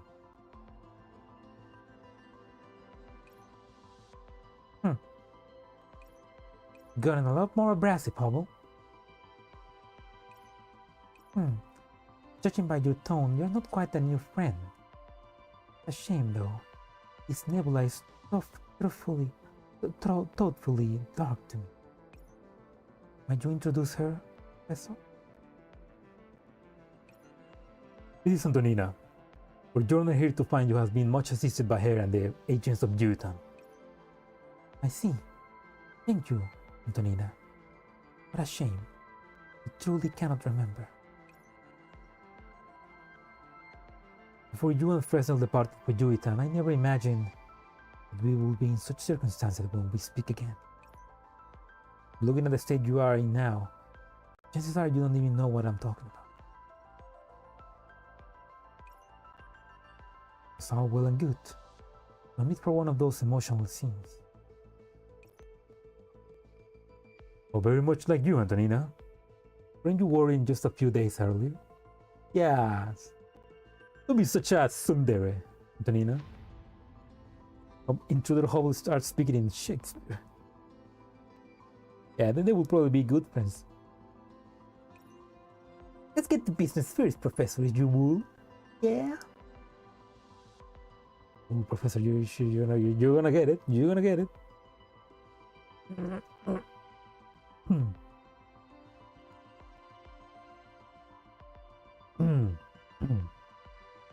Gatito, sal de ahí. No, sal de ahí. Mira. Mamá.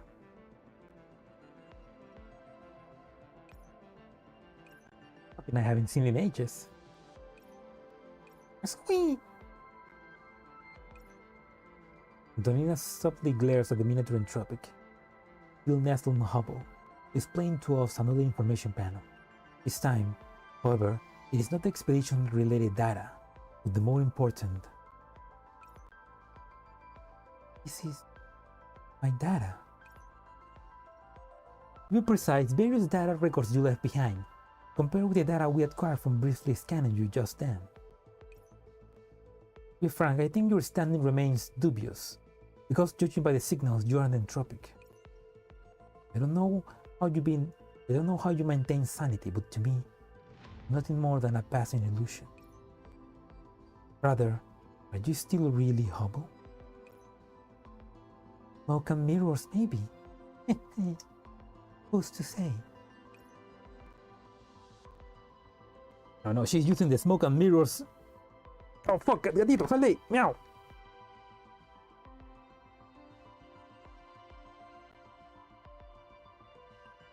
Meow. No matter what, Hubble has well and truly returned to us for now.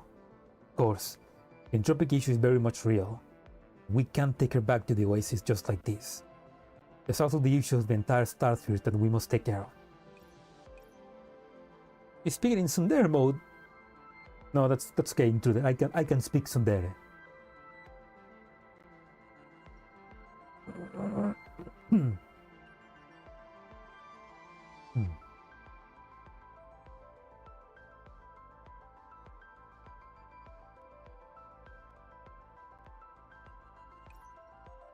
Don't you speak to me in that tone ever again.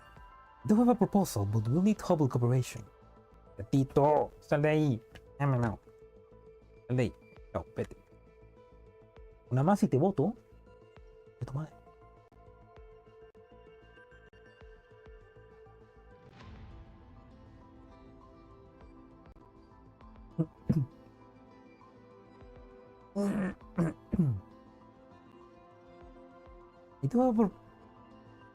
I do have a proposal, but we'll need Hubble cooperation. Mine? Okay, give me a second, I'm gonna close my door.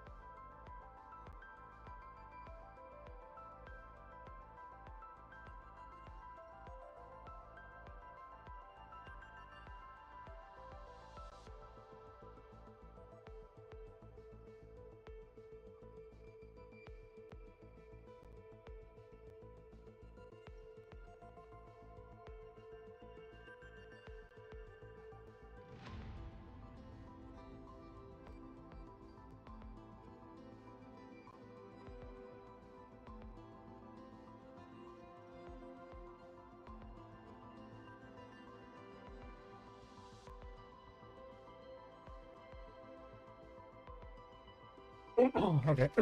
Okay.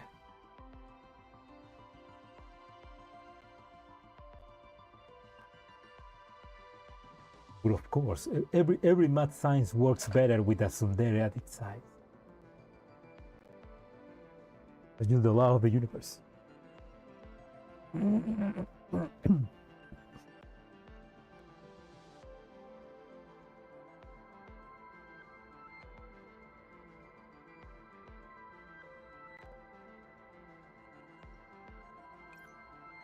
Our understanding of you is still shallow, and we've only been able to run basic scans.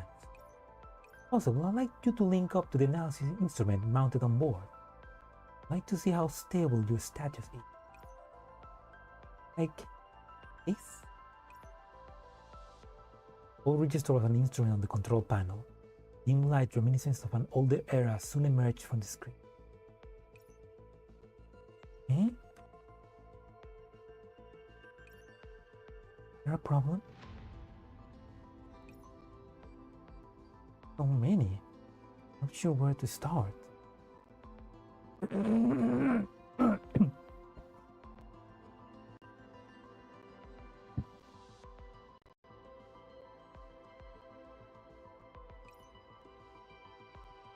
But knowing all of the secondary issues, there's something here that is very strange.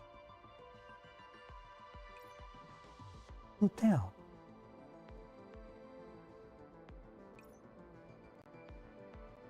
Every entropic has a whole, complete entropic core. Even that little thing in your lap.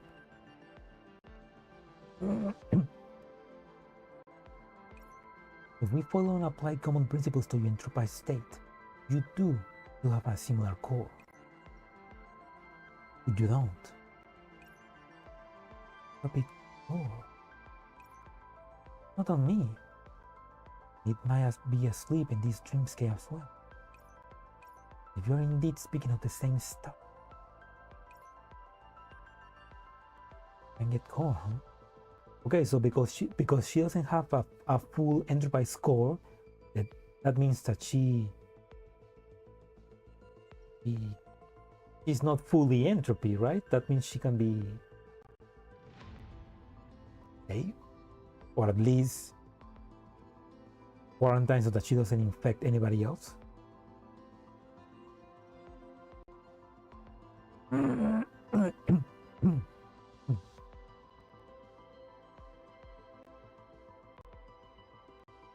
And get core, huh? As you told us earlier, you only retain a part of your memory data. The other segments are indeed spread through this star sphere. So, Fresno, we have another task we need to complete, of the highest priority.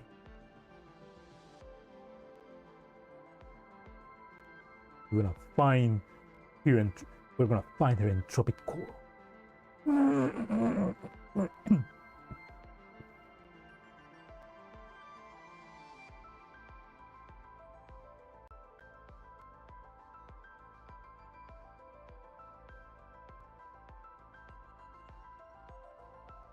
It's not like, I mean, I guess it's not like the entropic leader. I mean, I guess she only needs that to become an entropic leader. Wouldn't she still have maybe like some hours over entropic, something like that? Gatito, quédate ahí, gatito.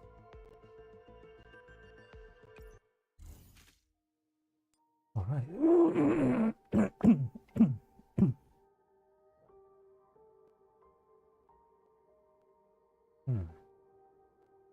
Half-moon eclipse. What degree of lunar eclipse can be seen by the naked eye? Favor the hiding shadow to the lens.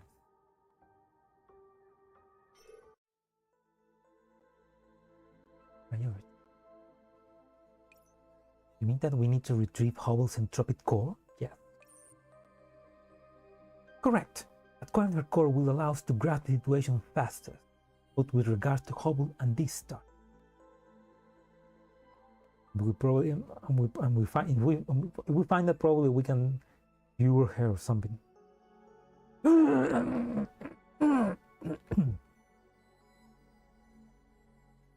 this fucking throat of mine. Okay, my cat wants to get out, so I'm gonna.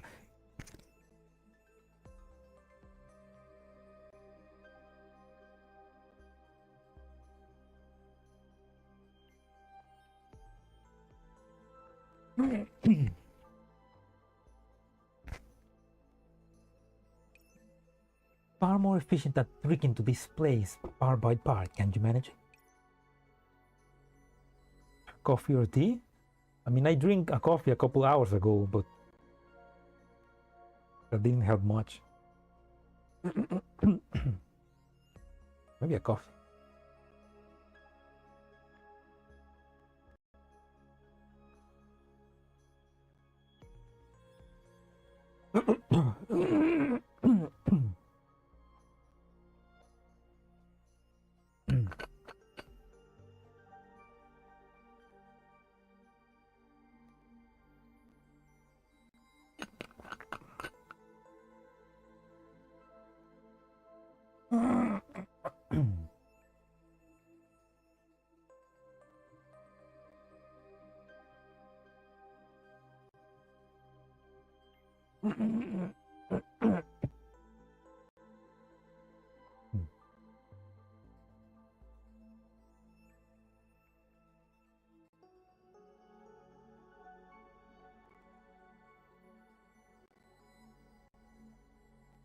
I'm willing to go through with it, but what do you think, Professor?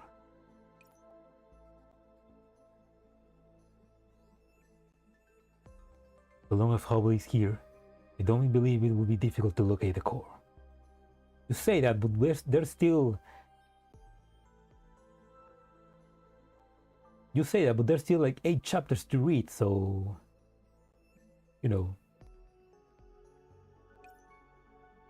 Do you remember the 21st night of September? Crazy, I was crazy? I was crazy once. They locked me in a room. A rubber room with rats. They made me go crazy. Crazy? I was crazy once. Do you remember? Greater entropics respond to the core of other entropics and can even identify their origin. With Lynn, I heard. Yes. The Hubble may be able to unearth where her core is, or at least have some way to sense it. Myself.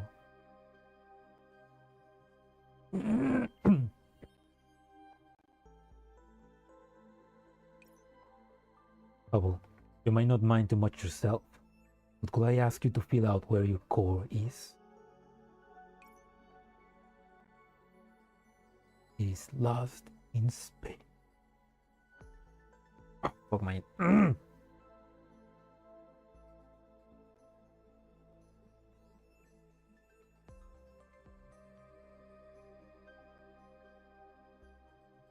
Oh, no, I don't need... Hello, Narish, welcome to the stream. I don't have a car. Fuck off, I don't have a car. Not that I know of. I do need to get a car one. I mean, no, I need to get a license a bit, because with a license I can at least borrow my father's car. And I can just drive around and, you know, impress girls with it. And say, hey, want me to pick you up? And stuff like that. I do need to get a license, but I mean, I'm even procrastinating getting a date to go to the doctor. Of course, I procrastinate getting a license as well. I wish I could. Wish I didn't procrastinate.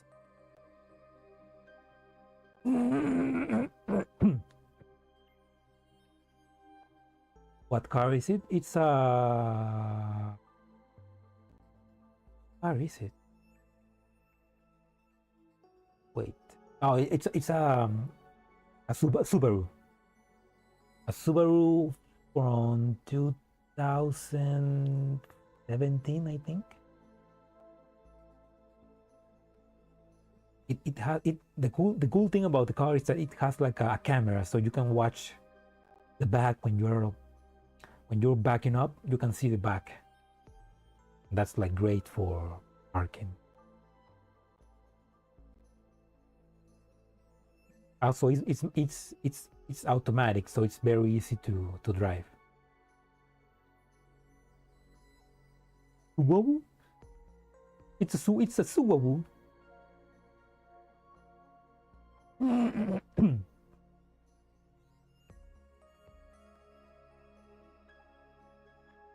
Where's my key? Okay. Or rather, the entire Starsphere score. I don't know why when I read Starsphere I think about Transformers and I'm like, I need to go watch the new movie. I want to watch the new movie because I've been reading that it's pretty good. I recently watched the Rise of the Beast and I was like, yeah, that's a great movie.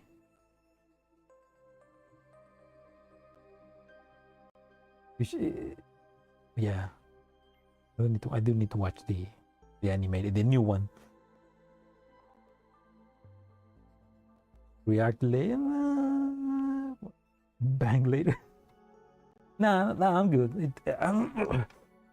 I don't have too much time to. I mean, my voice is giving out right now, so I'm like, I want to finish reading the event and then let my voice rest. Yeah. Next.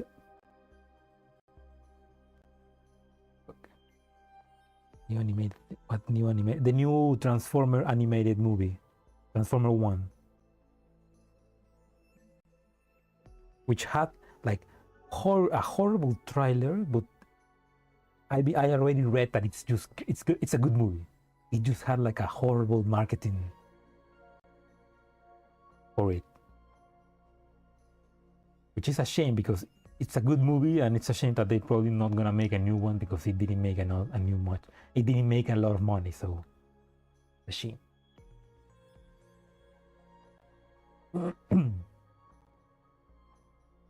It is but merely conjecture. Oh wait, it is but merely conjecture. The heat-dead anthropics are attacked Jiutian and have control in a radius over a variety of celestial bodies. Their control appears to be target-oriented. You must go to touch grass. Oh, thank you, Panzer, for sticking around for the stream. Thank you for staying up for staying for a while. Good luck to touching grass. But that's good. We all should touch grass more often. That's how we get vitamin D.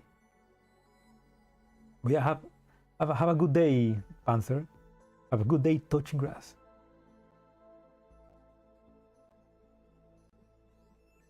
Touching grass, getting ass.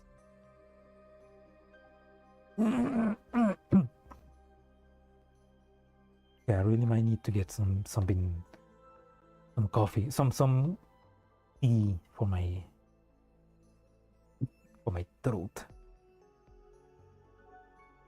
You are different. You're allergic to grass? Oh, wait, are you? I mean, are you allergic to grass or are you allergic to like pollen? Because grass has a lot of pollen as well. I mean, in my case, I'm allergic to the sun. Well, I'm not allergic to the sun, but like if I get just a little bit of sun, I get really sunburned. So like, try to avoid the sun as much as I can. I'm just too white. I mean, I'm not white. It's funny enough. One time I was like having a discussion in some Facebook page, and somebody told me that you are white for Latin America, but you're not white enough for Europe. That was like that was pretty funny, but yeah.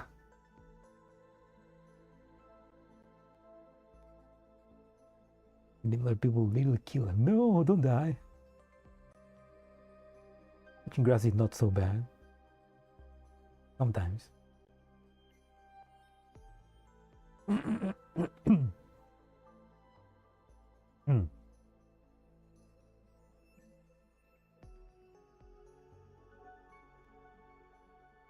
You're allergic to no smoking in 1 hour? How do you smoke so much, Salo? Piensa en tus pulmones.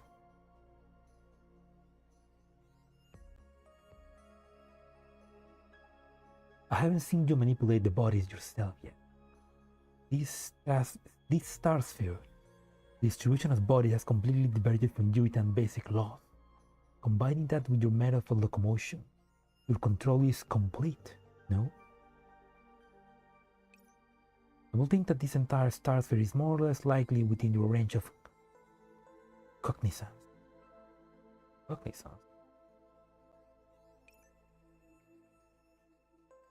The specter of the professor.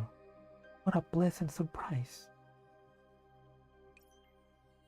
My subconscious has been telling me that you possess great mind, but that's not quite what I see. So, Professor, I'm very curious. I'm very curious about you. Where exactly does this star shine from? I think I can now glimpse inwards a little. Horse enough to impress the ladies? Do the ladies really like a horse voice, I guess? If the more rough boys, the more they like it. Like that, maybe. I mean, normally I have like a very boys Chillona, high-pitched voice, I guess. Maybe I should just talk more manly. He's flirting you. You see, Salo. I would have never known that if you didn't say that. I'm just that bad with girls. Funny enough, recently I was talking with this girl. I feel like I fumbled. You know, I fumbled it. Like, I don't know, I fucked it up. Maybe she got bored of me, or I just say something bad and she just slowly began to talk to me less. So maybe she just like got bored of me, or is no longer interested in me, or I don't know what. Which is a shame. She was nice. She was cute. But that just happens. Like husky voices whispering to the ear about their Lord and Savior.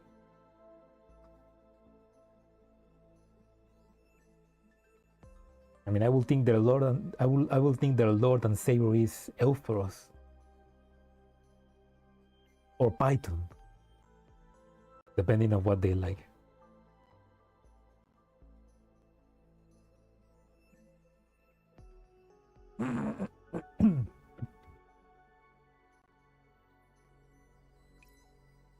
Well, am I right or not? Am I right or am I right, girl? Haven't I already told you about it, Professor? This is my dream. Wherever I am, it shall also be.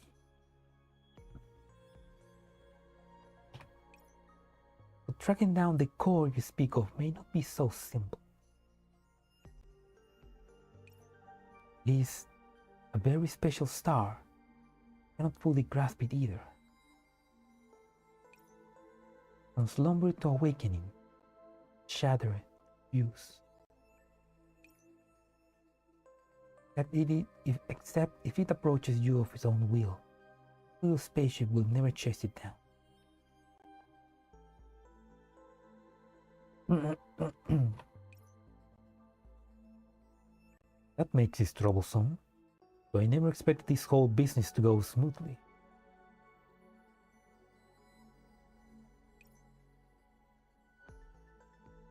There's a long road ahead. If not even Hubble herself can get a hold of it, that angle of approach becomes less viable.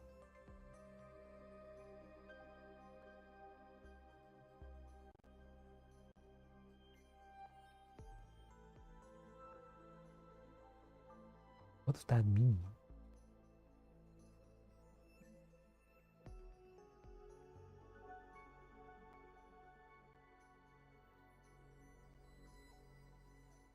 Funny you say that because funny you say that because also, like, speaking with a friend of mine, he also mentions like about how I am very innocent when talking to girls, in a way that they expect you to be more active in a way, I guess, to be more proactive, but I'm like, no, I'm scared. That's why I prefer dominant girls. Like, I prefer her to do all the heavy lifting so that I can be just swept away in her arms. I'm just scared, you know? Yeah, maybe that's what I'm lacking as well. Like, I need to be more active, I guess. Dominant. More give more top energy instead of bottom, I guess.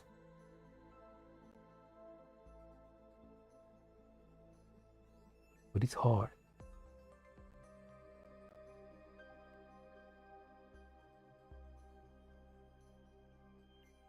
Less herbivore and more. Yeah, yeah. That's the word. Yeah, like the herbivore. Yeah. That's less herbivore, more carnivore. Yeah.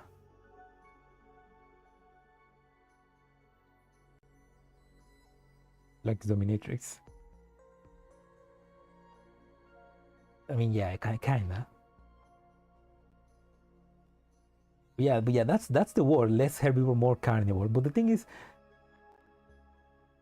that's just who I am.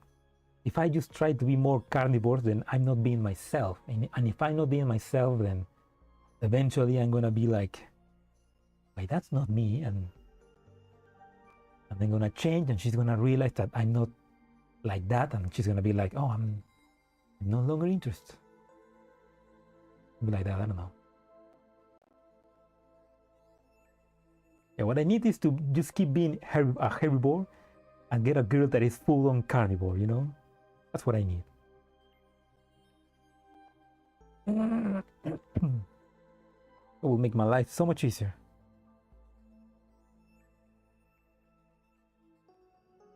There's a long road ahead. Not even Hubble herself can get a hold of it. That angle of approach becomes less viable. But I suppose we should at least give it a shot. Hubble, could you provide its coordinates? What if I could? Each and every star in this dream wanders on their own path. By the time you arrive, they are in another place altogether. Hubble's right. Even within the reach of the spaceship basic sensory system, we can observe celestial bodies moving in ways that do not follow conventional astronomy. Possibly chasing after something outside of our control is hardly likely to yield results.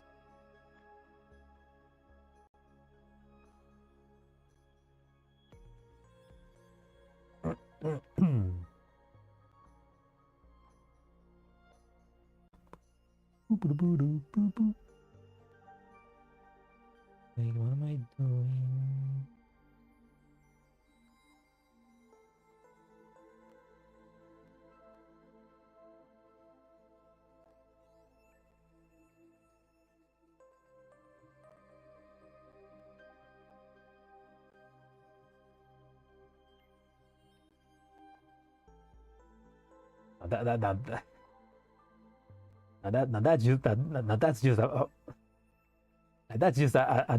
That's just a dream, Narish. That's like that's the dream goal.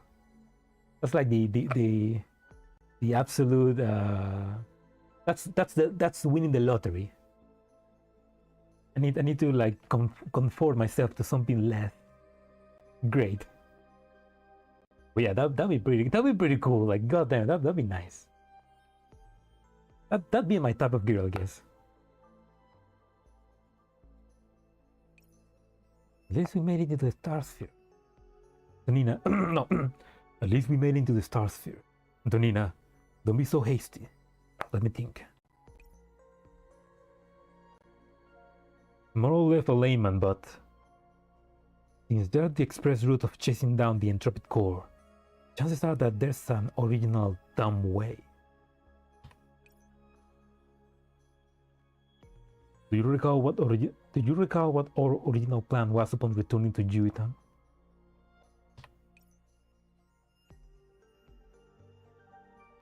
Collect what Hubble data fragments might exist and explore the star sphere, retrieving lost agents. You mean we just proceed as original plan? Finding Hubble is a pleasant surprise, but we do not need to place our hopes on her again. What do we have to lose from threatening us a new exploratory adventure? Our current progress is no worse than our prior projection.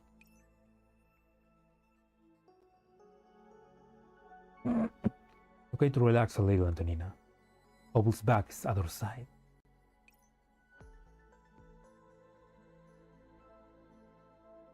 Fine. In such times, we can only use the dumb option. First, utilize the spaceship on board analysis functions and explore the star spheres properly.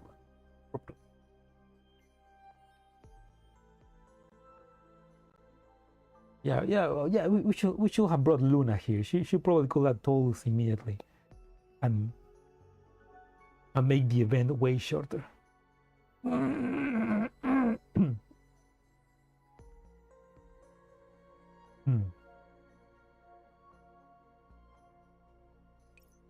Jana will be finishing with her business soon. Your administrator permissions can help us expand our search radius. Seeing as Hubble still has other data missing, we better have a good look for her memories in space here.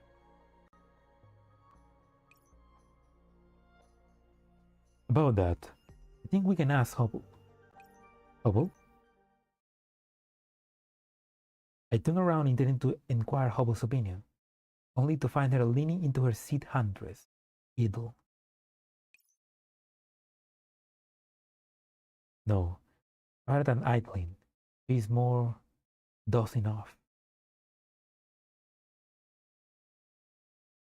Hideo Kojima publics in his Instagram about Soda Stereo. Do you see that, Salo? That's pretty cool. Hideo Kojima published in his Instagram a picture of an album of Soda Stereo. That's pretty cool. I mean, Hideo Kojima also always have like a great taste in music, so.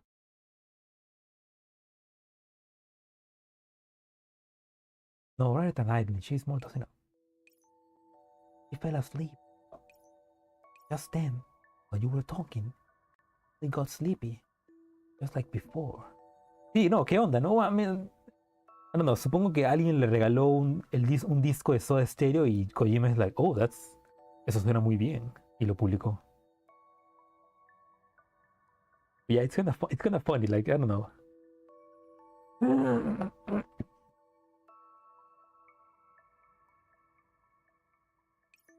This site is a familiar one. Hubble always tended to doze off during the somewhat dull operations meeting, and with how easily she feels bored in her current state, it follows that she will simply fall asleep, with little regard of anything else. Staring at her peaceful, sleeping countenance, I cannot help but lower my voice. Will we give her some time? Speaking of, it's been ages since we seen Hubble asleep at a meeting. Reminiscence.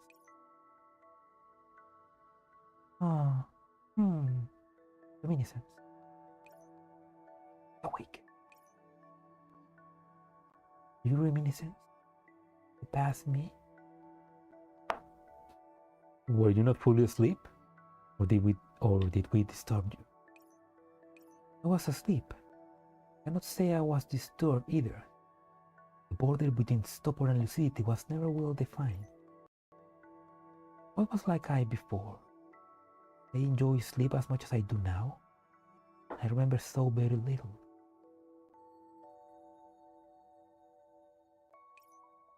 Not quite, it's more like you had no love for dull things. That does sound familiar. That related to the unchanging part? Getting curious. Well, have you escaped from the topic of those plans and analysis? We have, yes. I'm now about to chase down scattered starlight. Interested? To collect my data. Would you put me back together? You can understand it as such. Of course. Seeing as this is your choice. Bubble picks up the miniature and drops it, giving it a rub, smiling with a lethargic demeanor. There almost seems to be more to her words, layers of ambiguity hiding roots. Sounds interesting. Where would you decide to go then? You choose, Hubble. These are your memories. Donina's made a search terminal available. We can use you as reference point for any scattered data we pick up. No matter where we start, we'll end up triggering all over this star sphere, because we still have agents' data to retrieve. Then let's just go to the closest place. Where it'll be? I wonder.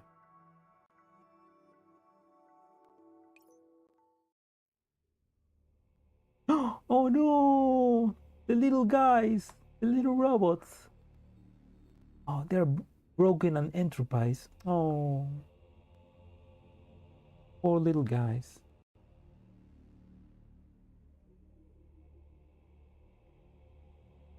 Guard! Guard! Guard! Guard! Guard! Space station. 10.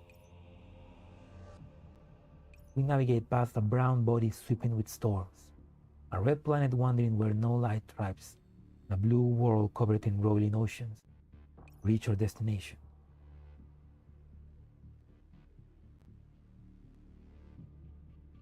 An unimpressive thing lies before us.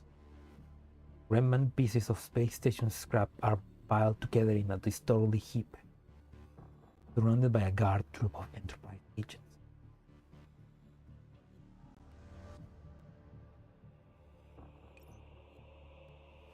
Professor, we're here. We've seen this one before. Looks like a little moon, but its orbit is somewhat strange.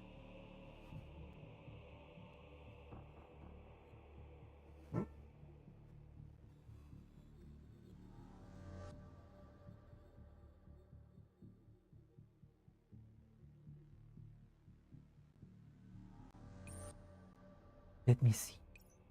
It occupies and rotates on a very special orbit. A David was placed here on purpose. If observed on a certain static angle, the observer can witness the full scope of lunar phase variation known to humanity in a short period, as well as various astronomical phenomena related to the moons. Probably something I made while I was dreaming. Looks beautiful.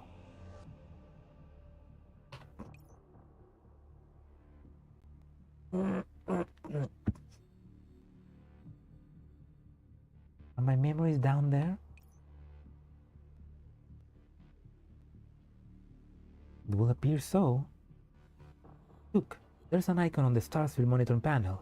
I think she'll be right in the middle, beneath that pile of electronic scrap.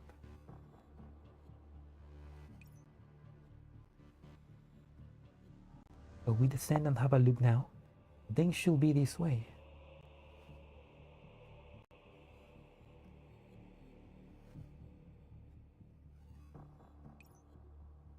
Hubble seizes Fresnel's hand, affably dragging her towards the cabin door via which she entered. Wait, Hubble, let me put on a PPE and... You mean those? There's no need. Hubble looks towards the spacesuit and helmets by the Exiled, confusion in their eyes, gesturing at the outside. There's no need for those hindrances in this dream. But only you can do that. I can't. Hubble, give me a moment. I can too. Eh? You can move in space without any of the protection? Oh, you were watching the memes from Kojima? Nice. That's right. Just like you. Hey, I'm an entropic. This is a dream of my very own. Give me a second, I'm gonna open my cat door.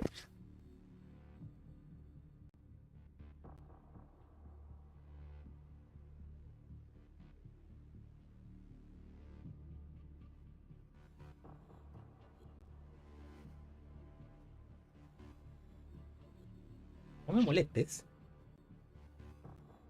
¿Cómo que miau? ¿Cómo que miau? Meow. But because this is a dream, the laws of the space don't she can manipulate space, and she can just make it so that people can breathe on space then. As long as I permit it, it shall come to pass.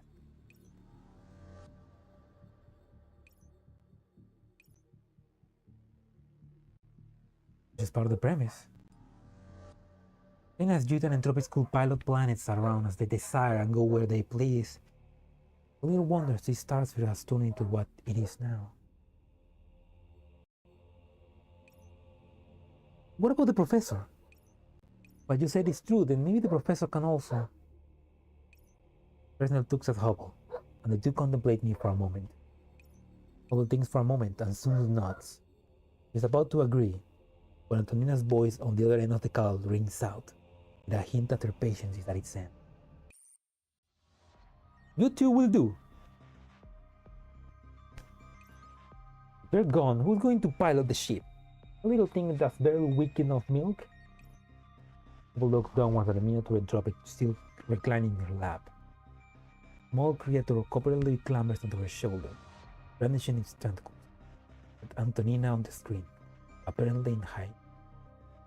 Oh, it's so cute. So adorable. He's missing his mommy. What are you being so smug for? Seriously. Whatever.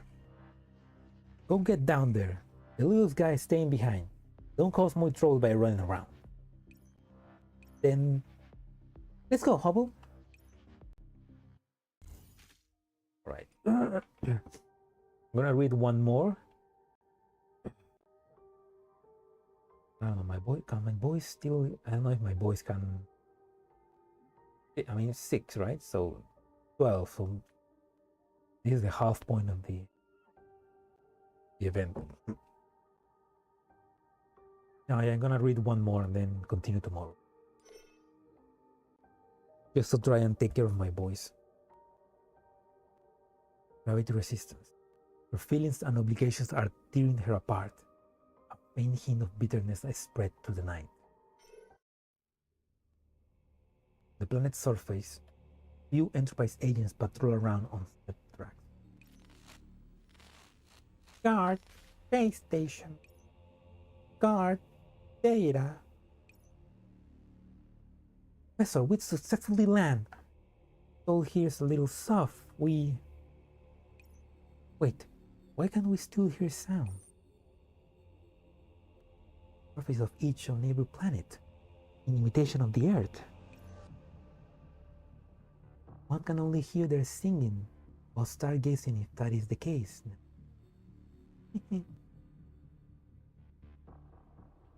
Why are you being so cryptic?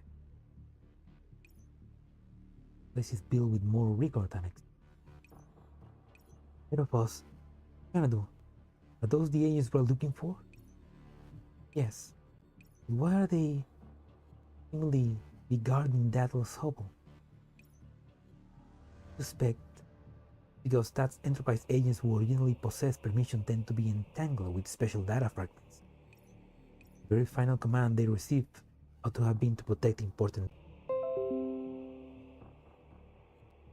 Hello. That's weird. I got disconnected for a moment. Within their enterprise state, they cannot distinguish what this data exactly is. Still in a state of bewilderment, unexpectedly adorable.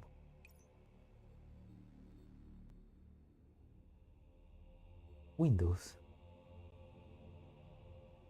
Windows, shut up. This degree of anticipation. I know. Any chance they can still be retrieved? No, they're dead. It's too late. Two of them are special models, and the space station they were responsible for is still in an active state. Space station. The space station. Space station.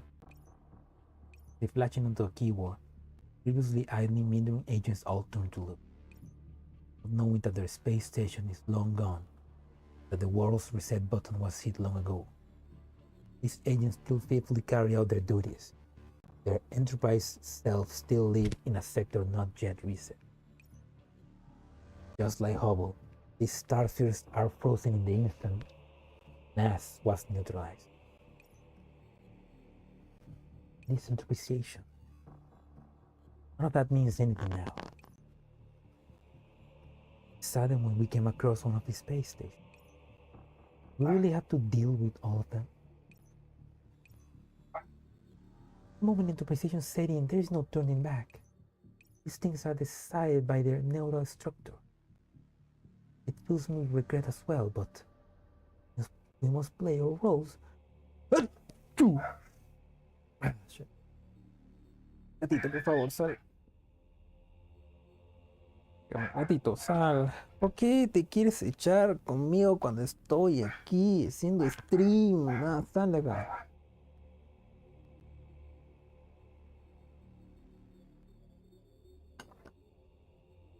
Ah, thank you. You know, I wonder if my cat just knows, like he just begins exuding some kind of. Maybe it's not, tal vez no estoy enfermo, tal vez simplemente mi gato me da una alergia. Normalmente normalmente el gato no me da alergia, pero tal vez cuando sabe que quiere que le haga preste atención, se acerca a mí y comienza a lanzar una especie de hormona que me da alergia y eso causa que me comience a enfermar. I don't know. I'm crazy. I'm crazy theory. I need to go and blow my nose. I'll be back. And I.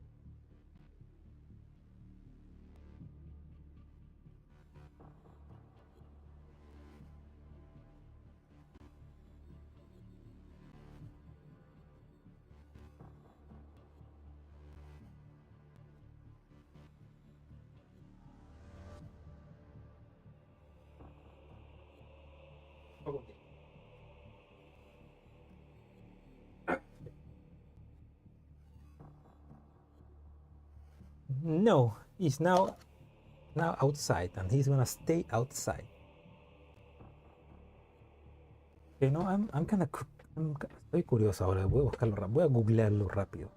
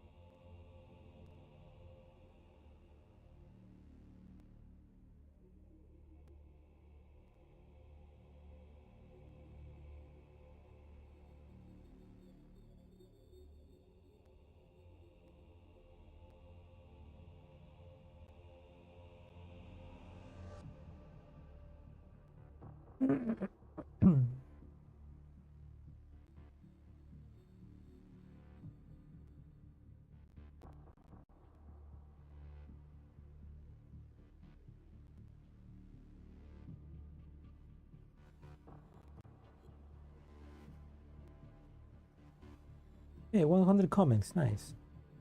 Mm.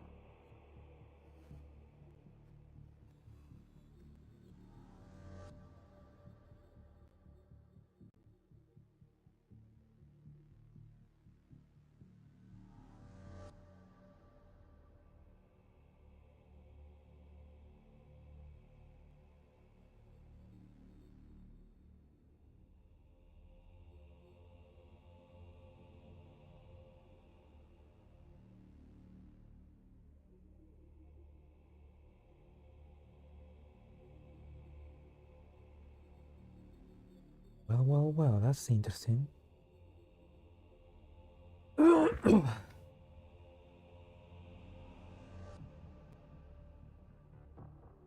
Yeah, I mean, one of the reasons, I mean, I'm reading an article here on the Google. Estoy leyendo un artículo aquí en Google y dice que una de las razones por la que puede darte alergia al gato es por su, ves como que es como la piel muerta que ellos, obviamente eh, que les sale cuando se rascan o cuando, o solamente por lo normal. Eso eventualmente como que puede llegar a tu nariz y eso puede darte alergia, como darte querer estornudar o que la nariz se llene de mocos o que los ojos se pongan llorosos. Y, no, y a veces puede ser porque simplemente su pelaje acumula, acumula polvo, acumula polen, acumula algo que te da alergia. Porque normalmente mi gato no me da alergia. A veces duermo con él. Pero es como que siempre que estoy haciendo stream y él viene, siento que estoy haciendo stream, él viene, se para en mi escritorio porque quiere atención. Y exactamente de eso tengo ganas de, tengo comienzo a enfermarme. No, no les dejo salir. Ellos, no, ellos son de casa, solamente están en casa. Así que no, no es porque polen o nada. Tal vez lo que necesito, tal lo que necesito es que, pues, ¿cómo se llama? Peinarlo más. Tal vez ese es un problema, peinarlo más, porque él tira un montón de pelo, así que sí, tal vez eso, eso necesitas, peinarlo más. The fuck?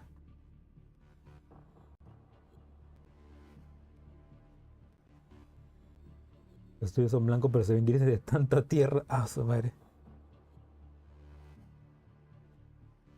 No, el mío es negro con blanco, así que no se ve tan. Así tiene una parte por debajo de por las patas que sí se ve negrita, aunque es blanca, pero no, él se ve, él es creo que limpio porque siempre se lame. Pero sí tira un montón de pelo. Hay que limpiar, hay que peinarlo seguido. Pero no, ni a él ni a su hermana le dejamos salir nunca de la casa.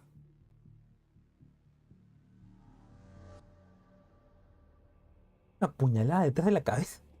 A su madre, gato de barrio. Se pelea con la gente, se pelea con el barrio. Shh, qué loco. Anyway, let's finish this section of the event so that I can take a rest. Especially my boys.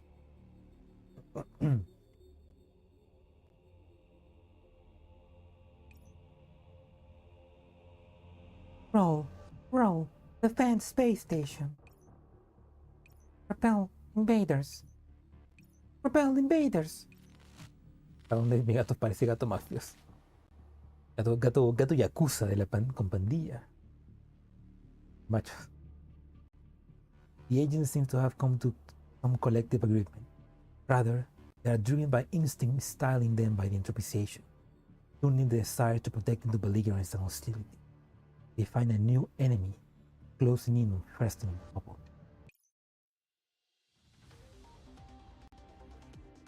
So this is how it has to go. Looks like we have to. Professor, please command us. I'm here. Battle is upon us in the blink of an eye. Hubble only floats off to the side, lazily pursuing her lips. Ooh. Drifting star chromas are always exceptionally charming, and if they are occasionally hindrances, usually pushed to the side when the time comes though. So shall we clear out this scrap first? Yes. Shall we do it together, Hubble? Together. Just like before. Regrettably, I do not recall that either. However, Hubble nonchalantly raised a hand, the telescope unfurling and turning towards the approaching Enterprise agents. In but a moment, peculiar light bursts from the planet's surface. Starlight sparkles and swings. The meandering agents transform into glowing shards. Jiutian! Glory! They were defending Jiutian, picking up their compatriots fall one by one. The remaining agents charged towards Hubble without any hesitation, evading the self-destruct sequence. Explosions flare up, only to be pushed backwards by resurgent air. That will do, right? Damn. So, I mean, they are obviously Enterprise, but they still went out like they still went out trying to defend Jiutian. And there were some loyal little robots. Like everybody from Jiutian sector was ready to die for the sector. The professor is flirting with Hubble. I mean, can you blame him? Just look at those. Just look at that gravity. Without warning, the battle was at an end. The shattered Enterprise agents slowly disappeared on the planet's surface, just like the star crumbs Hubble spoke of. That's Starcrum. Still carrying out their orders, even after interpretation. Beautiful, no? Or is such an abrupt end to things not to your taste? No, it is beautiful, till everything is at its end. Personally, still a little absent-minded with matters coming to an end so quickly. I just can't quite bring myself to do it, Hubble. Work is one thing, emotions are another. Bro, they hung out until the very end for Jiutian. These are the things we have all seen. And if I don't understand our responsibilities on this journey, as we have you here, maybe they... Hubble is clearly confounded. She fidgets with starlight between her fingertips, projecting it towards Fresnel hair. I do not understand. This is not what you came here for. Why is it that you reach the star-bearer being, but only become more distressed? She doesn't understand why we have to kill them. Fresnel cannot muster up a response in the moment. The Enterprise agent's figures fade as she instinctively walks forwards, mowing the upper part of the scrap head with a light touch. A warm light is nettled beneath, bits and pieces of ambient light connecting it with Hubble. I think we found it. Is that it? Let me have a look at the instrument. Yeah, that's it. I don't know which part it is though, but it is without a doubt Hubble's memories. Thank goodness this fragment hasn't been Enterprise yet. This is pretty short. There's still little information to cross-check. Hubble, try to absorb it. I'll be keeping an eye on things live. Hubble approaches the orb of light curiously, and it slides into her body as if fusing with her. As data flows inwards, image seems to flash up in succession against a backdrop of dim light. This is when the oasis was invaded. Hey, Abigail! And Betty! Fighting me you have to, but cherish your dogs, they're innocent. No, bring him along, I hate dogs. Don't argue, everyone. Please follow the shooting star as you fall back. Part of me. I recognize. Looks like the memory data took concrete form. If even such a short segment of data can be materialized, a big stretch of data ought to be clearer. Gah. I heard. My head hurts a bit. Bubble, does data affect you in any way? It seems temporary. Bubble blinks repeatedly, returning to normal soon. It's but a shred of stars dust. There certainly is something there. Fuck. As long as you're fine, it will be not worth burdening your body. In any case, we have two pieces of news. The good news is that with this piece of data for comparison, the analysis system will be able to verify data integrity much faster. We'll be able to work efficiently from now on. Sounds like there's some bad news waiting for us. The bad news is that we must move as fast as possible from now on and prioritize more complete pieces of data. Just then, the rate at which this star sphere is enterprised will increase. The scattered enterprise agents are likely to become stronger as well. If things continue, I worry that all remains memory will be enterprised and then synthesized too. The Heat Death program enterprised a planet from the inside out. We cannot directly observe which planets are silently changing. By the time we receive a signal, the transformation is always already in progress, sometimes even finished. That's what caused Jiutian to be thrown to jeopardy. This star sphere is even more dangerous than expected. Please be careful. Worry that by the time you find a part of the data, you're too far gone. Antonino unravels an information panel, informing us that the star sphere inner regions were changing at unimaginable rates. It's on to PC. Hubble, we're running out of time. We need to leave right now. Why are we in such a rush? Is interpretation not a good thing? Oh no, that smile, that's an evil smile. There might be constructive darkrooms that must be removed.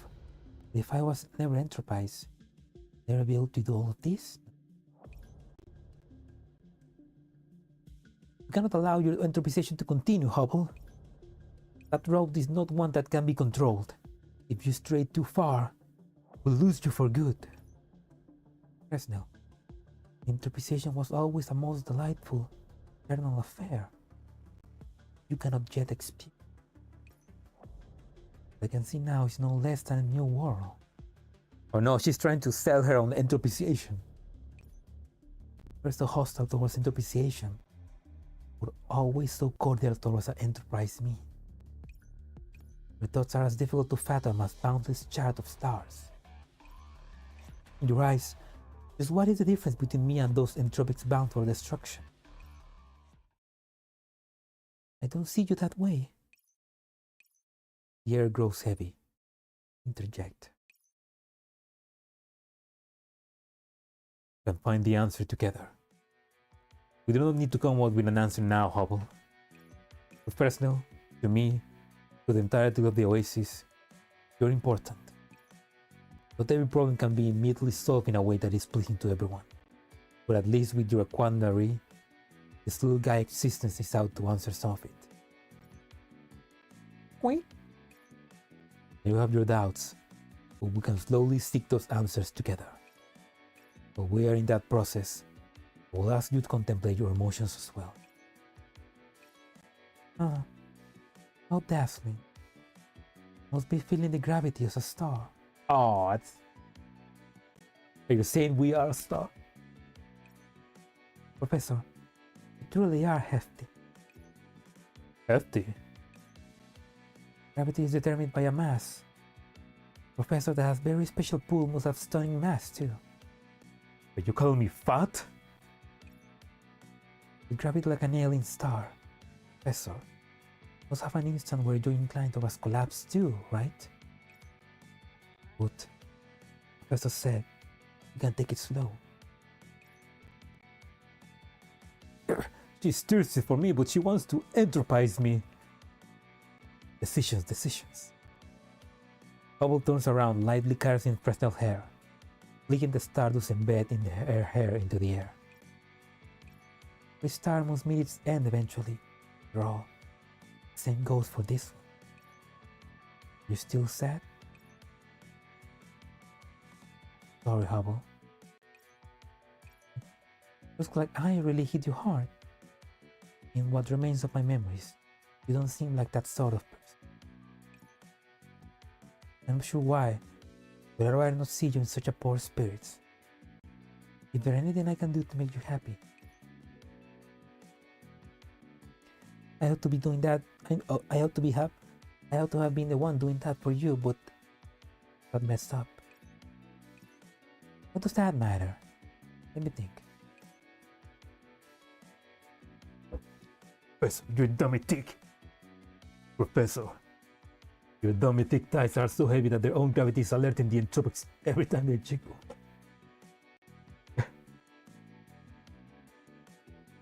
How about we continue our scavenger hunt?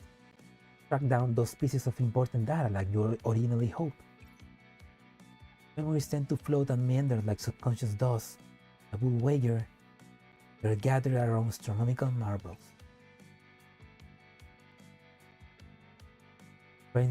Fresnel raises her head, finding Hobo's smiling face in her view. The vast canvas behind her, a comet flickers in the faraway distance. Okay. Fuck. There's like a piece of phlegma stuck on my throat.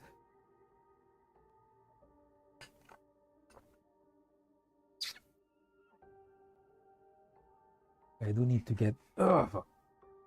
Maybe I do. I'm a bit allergic to my cat and I need to like get that fixed. I don't know.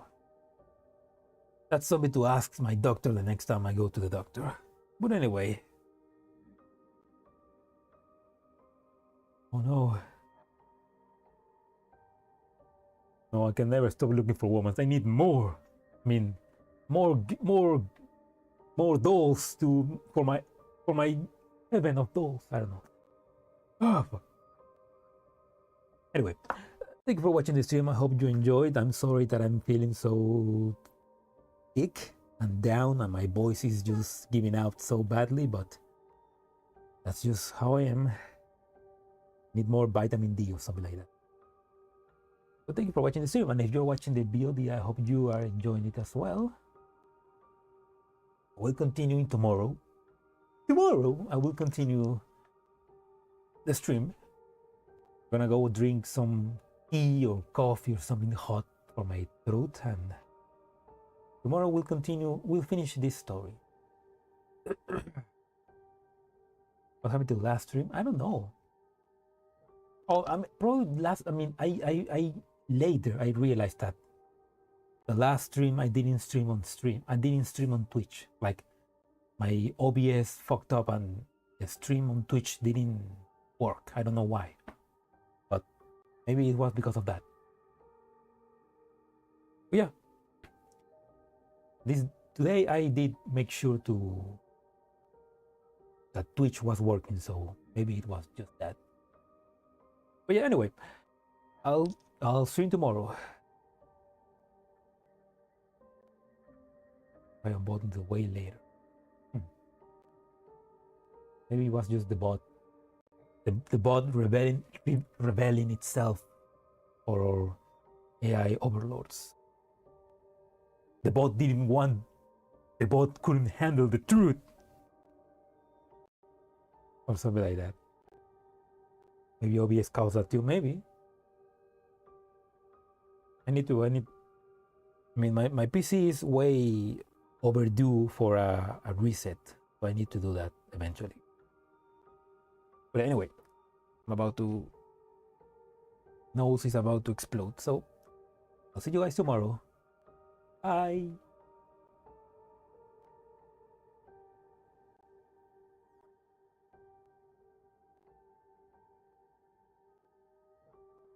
Medito.